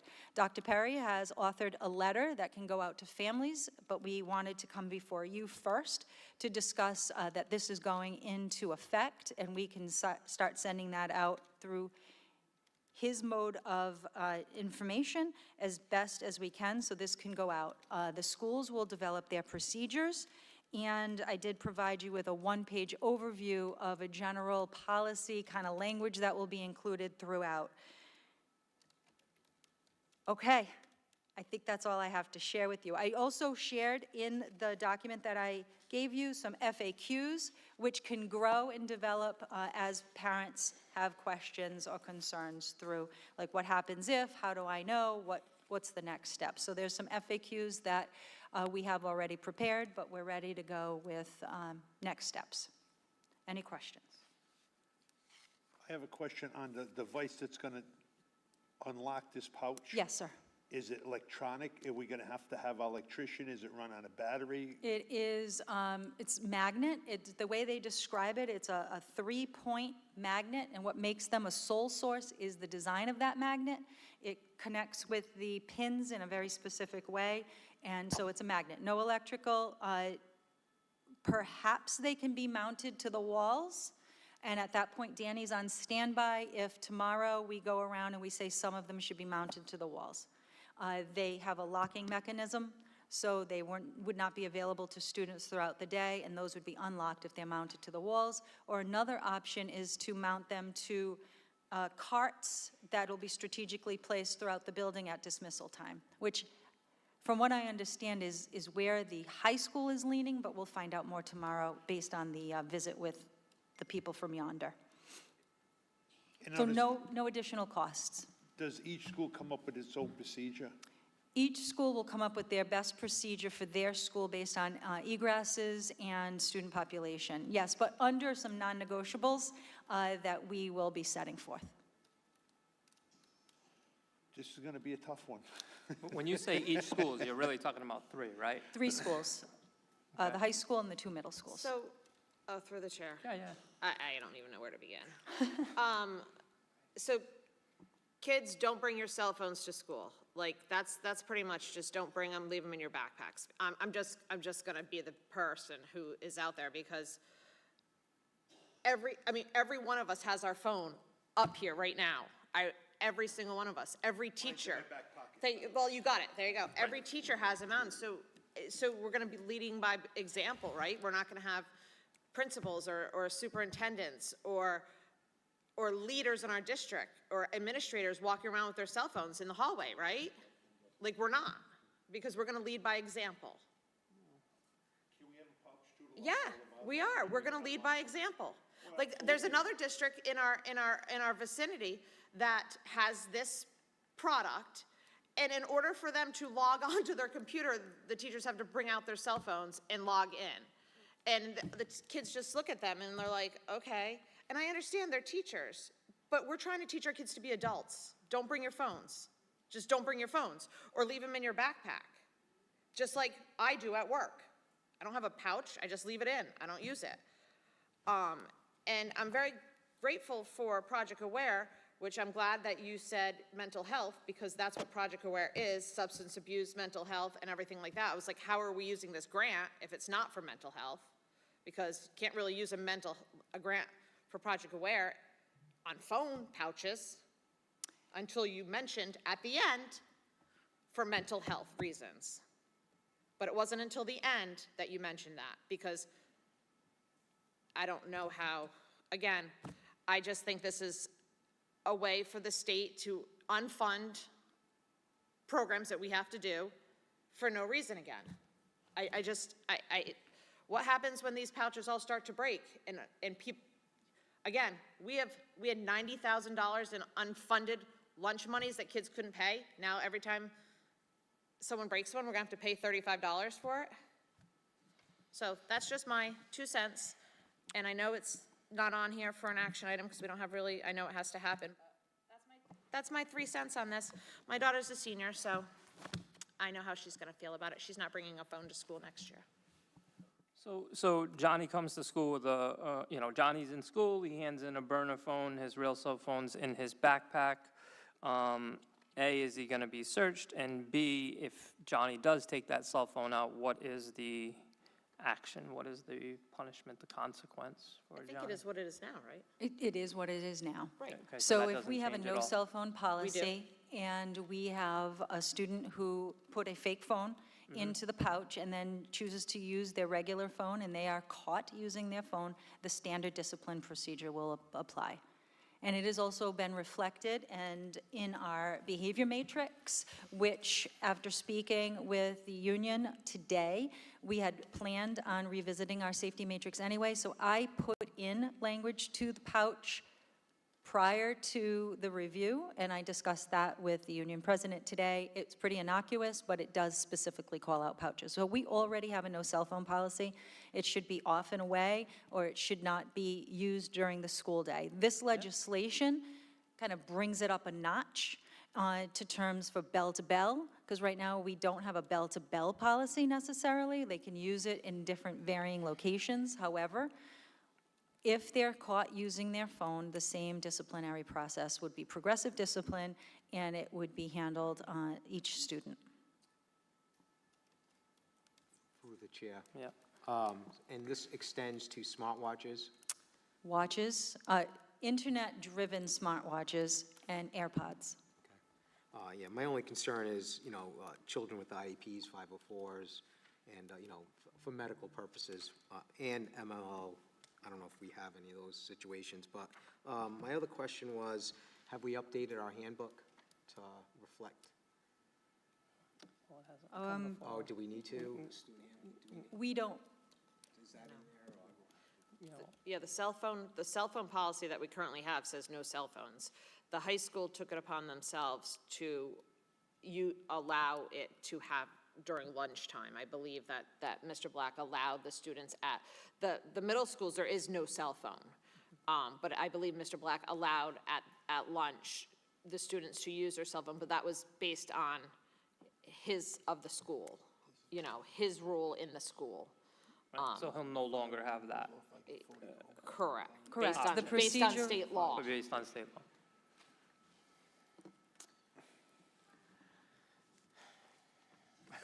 Thank you. Question in terms of, regardless of personal feelings towards this, this is a state law that we enact, like, we pay for a tool.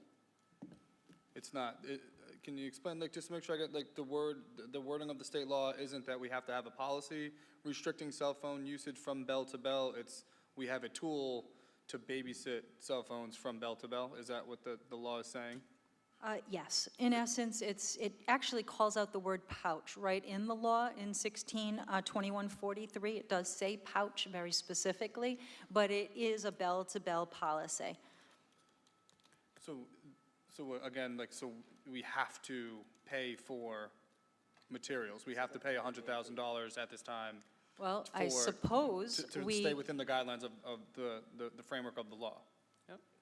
Yes, I think it's, quite frankly, I think it's the safest. I mean, you could do something like an envelope, and then we take possession of the envelope, but this gets this liability right out of our hands. The students hold it all day, but yes, it is an unfunded mandate. Because what we currently have in this school is if you come in the classroom, you can put your pouch behind the door or in a pouch. If you're sitting at desk 11, you put it in number 11, and then when you leave the class, you grab your phone and you go to your next class.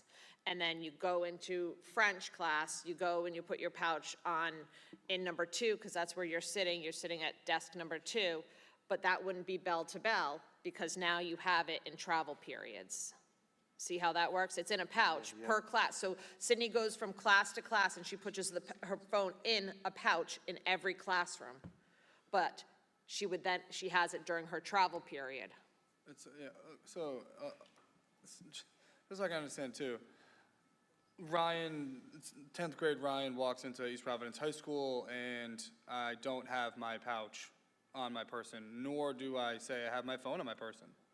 Is there a penalty? Is it going to be mandatory that you have a pouch? Either it's empty or it's not empty? No, if you attest to the fact upon entry that you have no cellular device or nothing on you, then you attest to that and you move on with your day. Move on with your day. If you're found with it, then the normal disciplinary consequences do apply. And so, okay. So Ryan comes to school, he has his cell phone on him, it stays in his backpack all day, he never takes it out, it's really not an issue, right? If Ryan comes to school and has his cell phone and does not comply with the pouch policy and keeps it away and nobody sees it, we're not searching him. I did read that in your email, I believe, or on the one sheet you shared. And just one more question, sorry, I know you're going to jump in, about the pouch. Ryan comes to school, has a cell phone, complies, no problem, put it in the pouch, all good. Does this pouch have to be, like, out, like, visible, or does the pouch now just go in my backpack and no one even knows whether I have a pouch, whether I don't have a pouch, whether I have a phone in there, I don't have a phone? No one has any clue. It becomes, like, part of the person, and then you have to also manage that throughout the entire year. Correct. The pouch. It becomes It's something like- that you can hold, and you can hold wherever you, if you're in your backpack, in your pocket, wherever you, and that's another purpose or another benefit of Yonder. It's kind of foldable, so it's a little bit easier to store in a backpack. And these aren't timed devices, so if someone were to, say, have this pouch on Friday night, and there's a practical joke, and they're like, oh, I'm putting your cell phone in the Yonder pouch, your phone is now locked up for the entire weekend? That is correct. Oh, my mother of God. You could just leave it on speak to text all day. Would the teachers be able to open these pouches?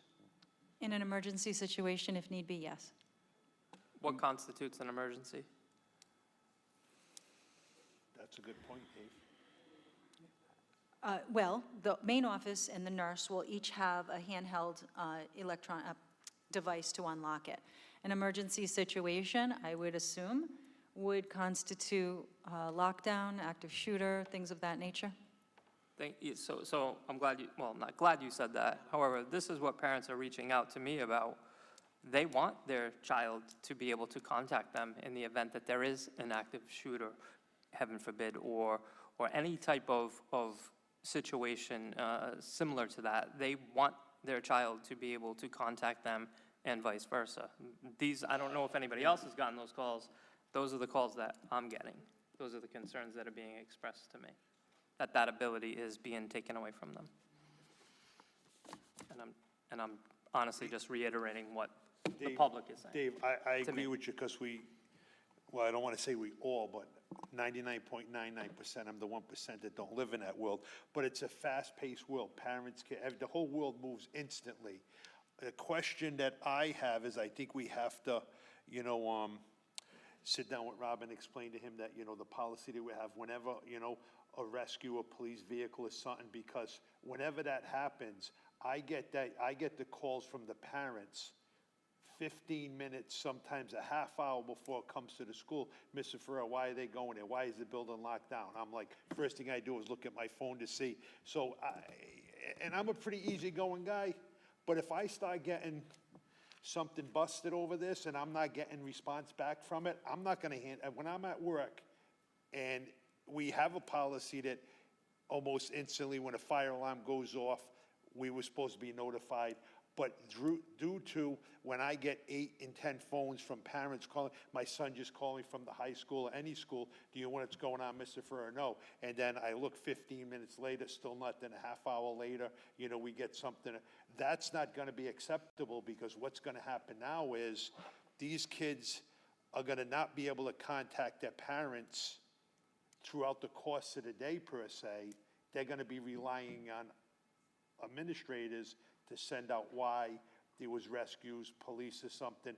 So that's gonna put a big burden on who's ever gonna be responsible to relay that message, like instantly. Because this 15-minute, and for the last 4 months, I can actually document through text message and phone calls. At least I wasn't aware of any police or rescues coming to these buildings. And I can actually match that up with phone calls and texts from parents and match them. I got 80,000 things. I don't delete pictures or anything. So this has to be looked at. My personal opinion is I'm against it. I just think it's another way where if we have a policy, we should be dealing with it as adults, not finding ways to, because this looks at kids that don't deal with their phones. This is more presented to the kids that take their phone to the bathrooms and stuff like that. And to be honest with you, I'm gonna be a little saddened because I won't be able to get videos and stuff for the vandalism in this building. If anybody says that, I think that's more of a driver for the state. We got multi-$100-million facilities being vandalized like there's no tomorrow when we're sitting in one. And how come we never get no pictures from staff or anybody about what happens in these buildings? But I don't even want to tell you how many pictures of them in my phone right now. So I have a big problem with this, because if we were getting notified once a month of the vandalism that's happening in this building, then I could say, okay, we're being aware of it. But there are things happening in these schools that we're only aware of them, at least myself, is from the students and the parents. The student sends out a video to the parent sends it out to me. I would have to call the previous superintendent and then, start to go around. So those are some of the things that I'm gonna be looking for going forwards. And I just think that I would like to see a much stronger policy, because the district's gotta pay the $100,000 for these pouches. So if a student breaks our phone policy now, he gets a slap on the hand, hypothetically. I gotta watch what I say, but I'm old. But now we're gonna spend $100,000, and if this student breaks the same phone policy, he still gets a slap on the wrist. That makes no sense to me. We're putting a $100,000 burden on the taxpayer. I believe we have to do as a committee, look at this more and say that if they break this pouch policy, there should be more enforcement somehow to it. That's just my opinion. I don't like it to begin with, but if we're gonna put a burden on taxpayers and, everybody else, that I think if you break this policy, if I do support it, it has to be more than what we're at, because I see no different. All this is a mandate from the state. Where's the state paying for it? Right, but I just to think the state- clarify, Tony, the taxpayers are not on the hook, correct? At this juncture, Project Aware has fully funded this, At this juncture, so what does that mean? Can you, at, this time around? right now. Okay, so the next time around, they might not be, and the taxpayers then may be on the hook. Potentially, yes. Yeah, that's. Yeah, I'm on the record as against this as well, for Yeah, whatever and, that's you know, worth. and I look at it like, I really believe that we're gonna have some kids trying to pick this device. I would say if I was in construction class, I would be. Tony, if you were in school right now, how long would it take you to be getting into that device? It would take me less than a week. Yeah, You don't even have to put it in there, so you don't have to go I that know. far. This is a, You would go and put an old Motorola phone or an old Nextel that you had in your bureau, and you'd stick that in that pouch and call it a day, Yeah. and have your phone on you. And that's what I'm saying, Dave, going forwards, I wanna, if we go, we have to go forwards with it, but I think we gotta improve on our policy if we catch students with the phones. I mean, that's one thing that I wanna look at, because I don't, like, we got a great majority, well into the astronomical, that's doing a great job by that. And I don't like seeing, because of a handful of individuals, that all of society, all of our students gotta abide by something. I am grateful in my life that I'm put out there in good faith. I just don't like the idea of taking a high school kid that may have an important job after he leaves this building, we're gonna treat him like a 5-year-old over a phone that's never had an issue with it. So, I'm just gonna look at some different items with the committee going forwards on really stricting that policy. If you break this cell phone policy, I want it known that if you do right by it, you're okay, it's not affecting you. But, if these kids still continue to break it, we'll have to deal with this somehow. Thank you. yeah, I agree, Tony. The reality is that this is state law. Yeah. And, my last suggestion, is just to, during the walkthroughs, to see if you can identify exterior, like openers, so to say, in case the example I said does come to light.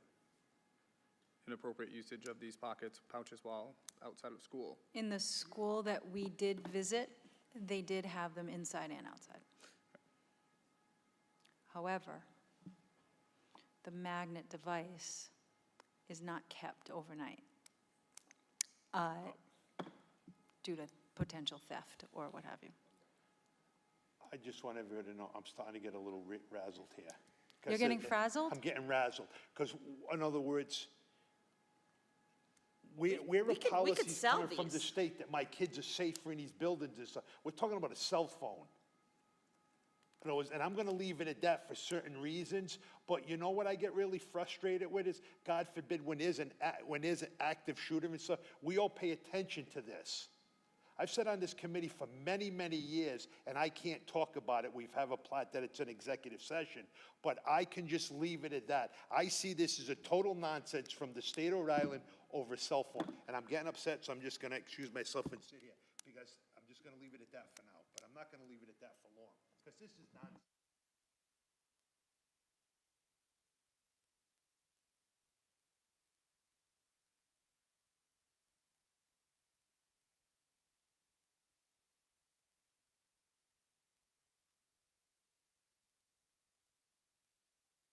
Troubled kid.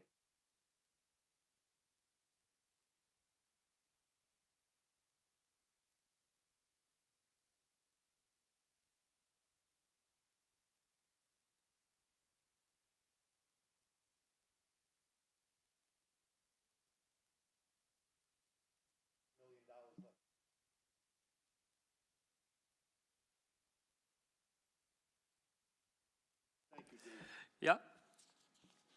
Next item. Yeah, I just want to, Oh, sorry? agree with Tony on that one. Yeah. I mean, $70,000, we could hire A lot. we could hire a behavioral yeah, specialists, we could hire somebody else that could, for the year in a building to, instead of putting our cell phones locked up. I didn't think we had an issue this year.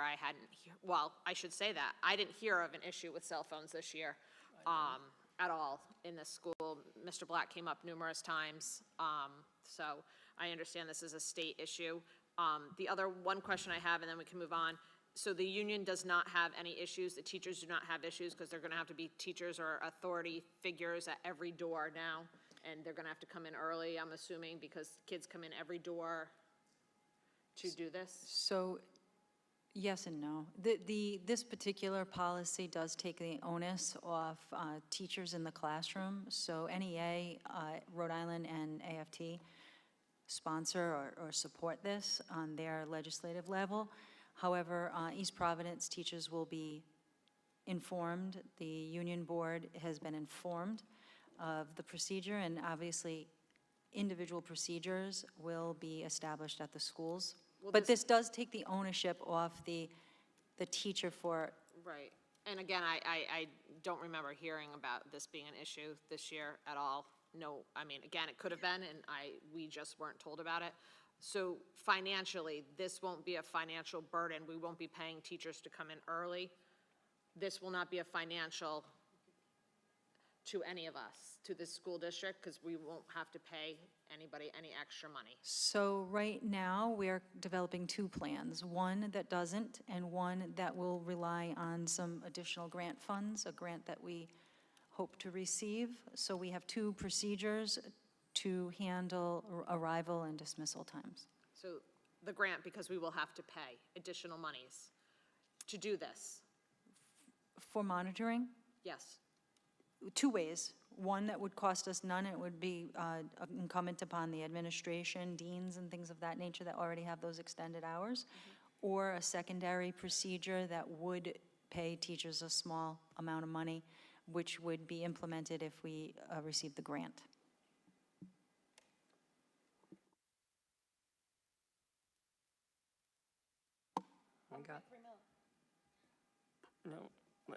No, let's just get off this, let's get off this one before, we've got a lot. For pouches. Unbelievable. Next item.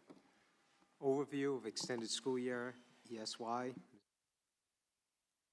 So we got it in our packet, so I'm just, if you guys have, I'm good with the, I got my questions answered. Okay, So all right, thank you. Unless you guys have anything. No, I'm satisfied with the packet. Next item. Unless, one of you guys have a question? Mr. Chair? Yeah. I just want to read the quotes from some parents regarding extended school year. A transition parent stated, "It has been a great experience. He learned new skills, increased opportunities for socialization, opportunities for multiple job placements and explorations, interviewing skills, increased stamina overall. One of the placements even asked my son to extend his job placement for 2 additional weeks. These extended school year opportunities during the summer for our students were very much appreciated by this particular parent." Another pre-K parent stated, "Thank you so much for working so quickly and getting my son into your ESY program with our recent move. He loved his school and all of his teachers. I feel like ESY will allow him to have a positive experience transitioning to East Providence, and it has eased my worries as a parent." This was from a pre-K parent. Thank you. Next item.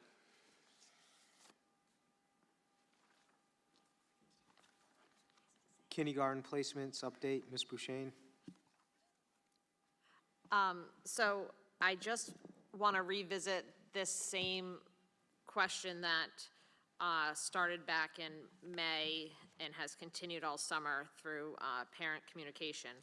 I just want to see if all kindergarten parents have received information on where their children will be attending kindergarten this year. Dr. Perry. Yes. It is my understanding that parents received letters, they received indication from their principals about the placement in kindergarten this year. And that includes special needs children as well. That is my understanding, yes. Okay, thank you very much. Can we confirm that, please? Or get back to us, because I heard otherwise, quite frankly. Yes, I did ask for confirmation today. I was told that that has taken place. I will reach out to individual principals to make sure that the information that I have conforms with what I was told today. I had an additional question, but it's a little broader. I'm just wondering if we're projecting any classrooms to be at capacity? Are you? Yes, we are anticipating. We definitely do have classrooms at capacity. Let us know, and once you figure out how you're going to handle that, also let us know. Maybe just like an email? Yes, I will definitely respond in an email. It's certainly a dynamic process with students registering every day, and it's something that we are very much keeping tabs on, and it's a concern for all of us, and I will communicate that to you in an email this week. Thank you. Next item. Nope, sorry. Go I ahead. just want to go back to saying the only two kindergartens that are open are Francis and Orlo. So all the other ones are at capacity. That's the way I understood I it. just did the math in my head. I used to be a teacher.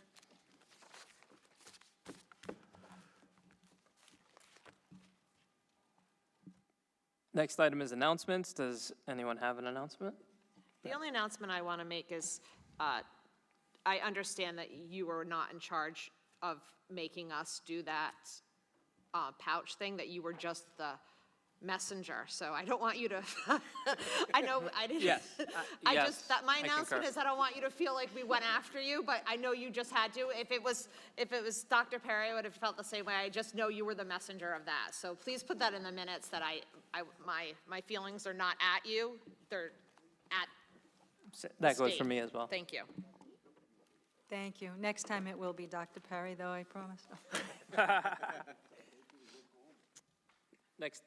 Next item. I believe it's just it, yeah, adjournment. One more announcement for Jess?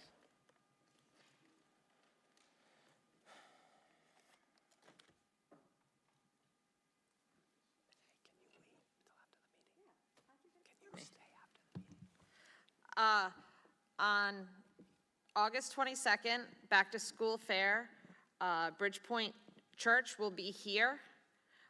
You need to register if you have not done it. Again, it is free. Free. You don't need to look at any list. If you're on TV right now, if you're watching, you don't need to look at any school list. You just come here. They have the lists for you. There are volunteers. If you are in pre-K, pre-K to 5, you come here. They will give you all the supplies that you need to come to school. Backpack, everything. You just have to register online. Bridgepoint Church, is Bridgepoint Christian Church. That's how you register. And they will give you all your supplies for free. And you just register and come here to this high school on August 22nd. Did you have the time? I thought it was like 9 to 11. No way. Just 9 to 11? 9 to 11 a.m. Okay? You can get all your school supplies. They're the best. And there's a lot of other stuff that happens as well.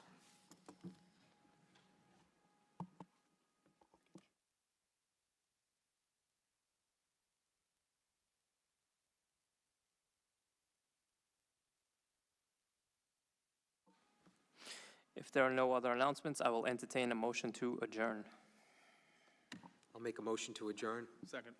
All those in favor signify by saying aye. Aye. Aye.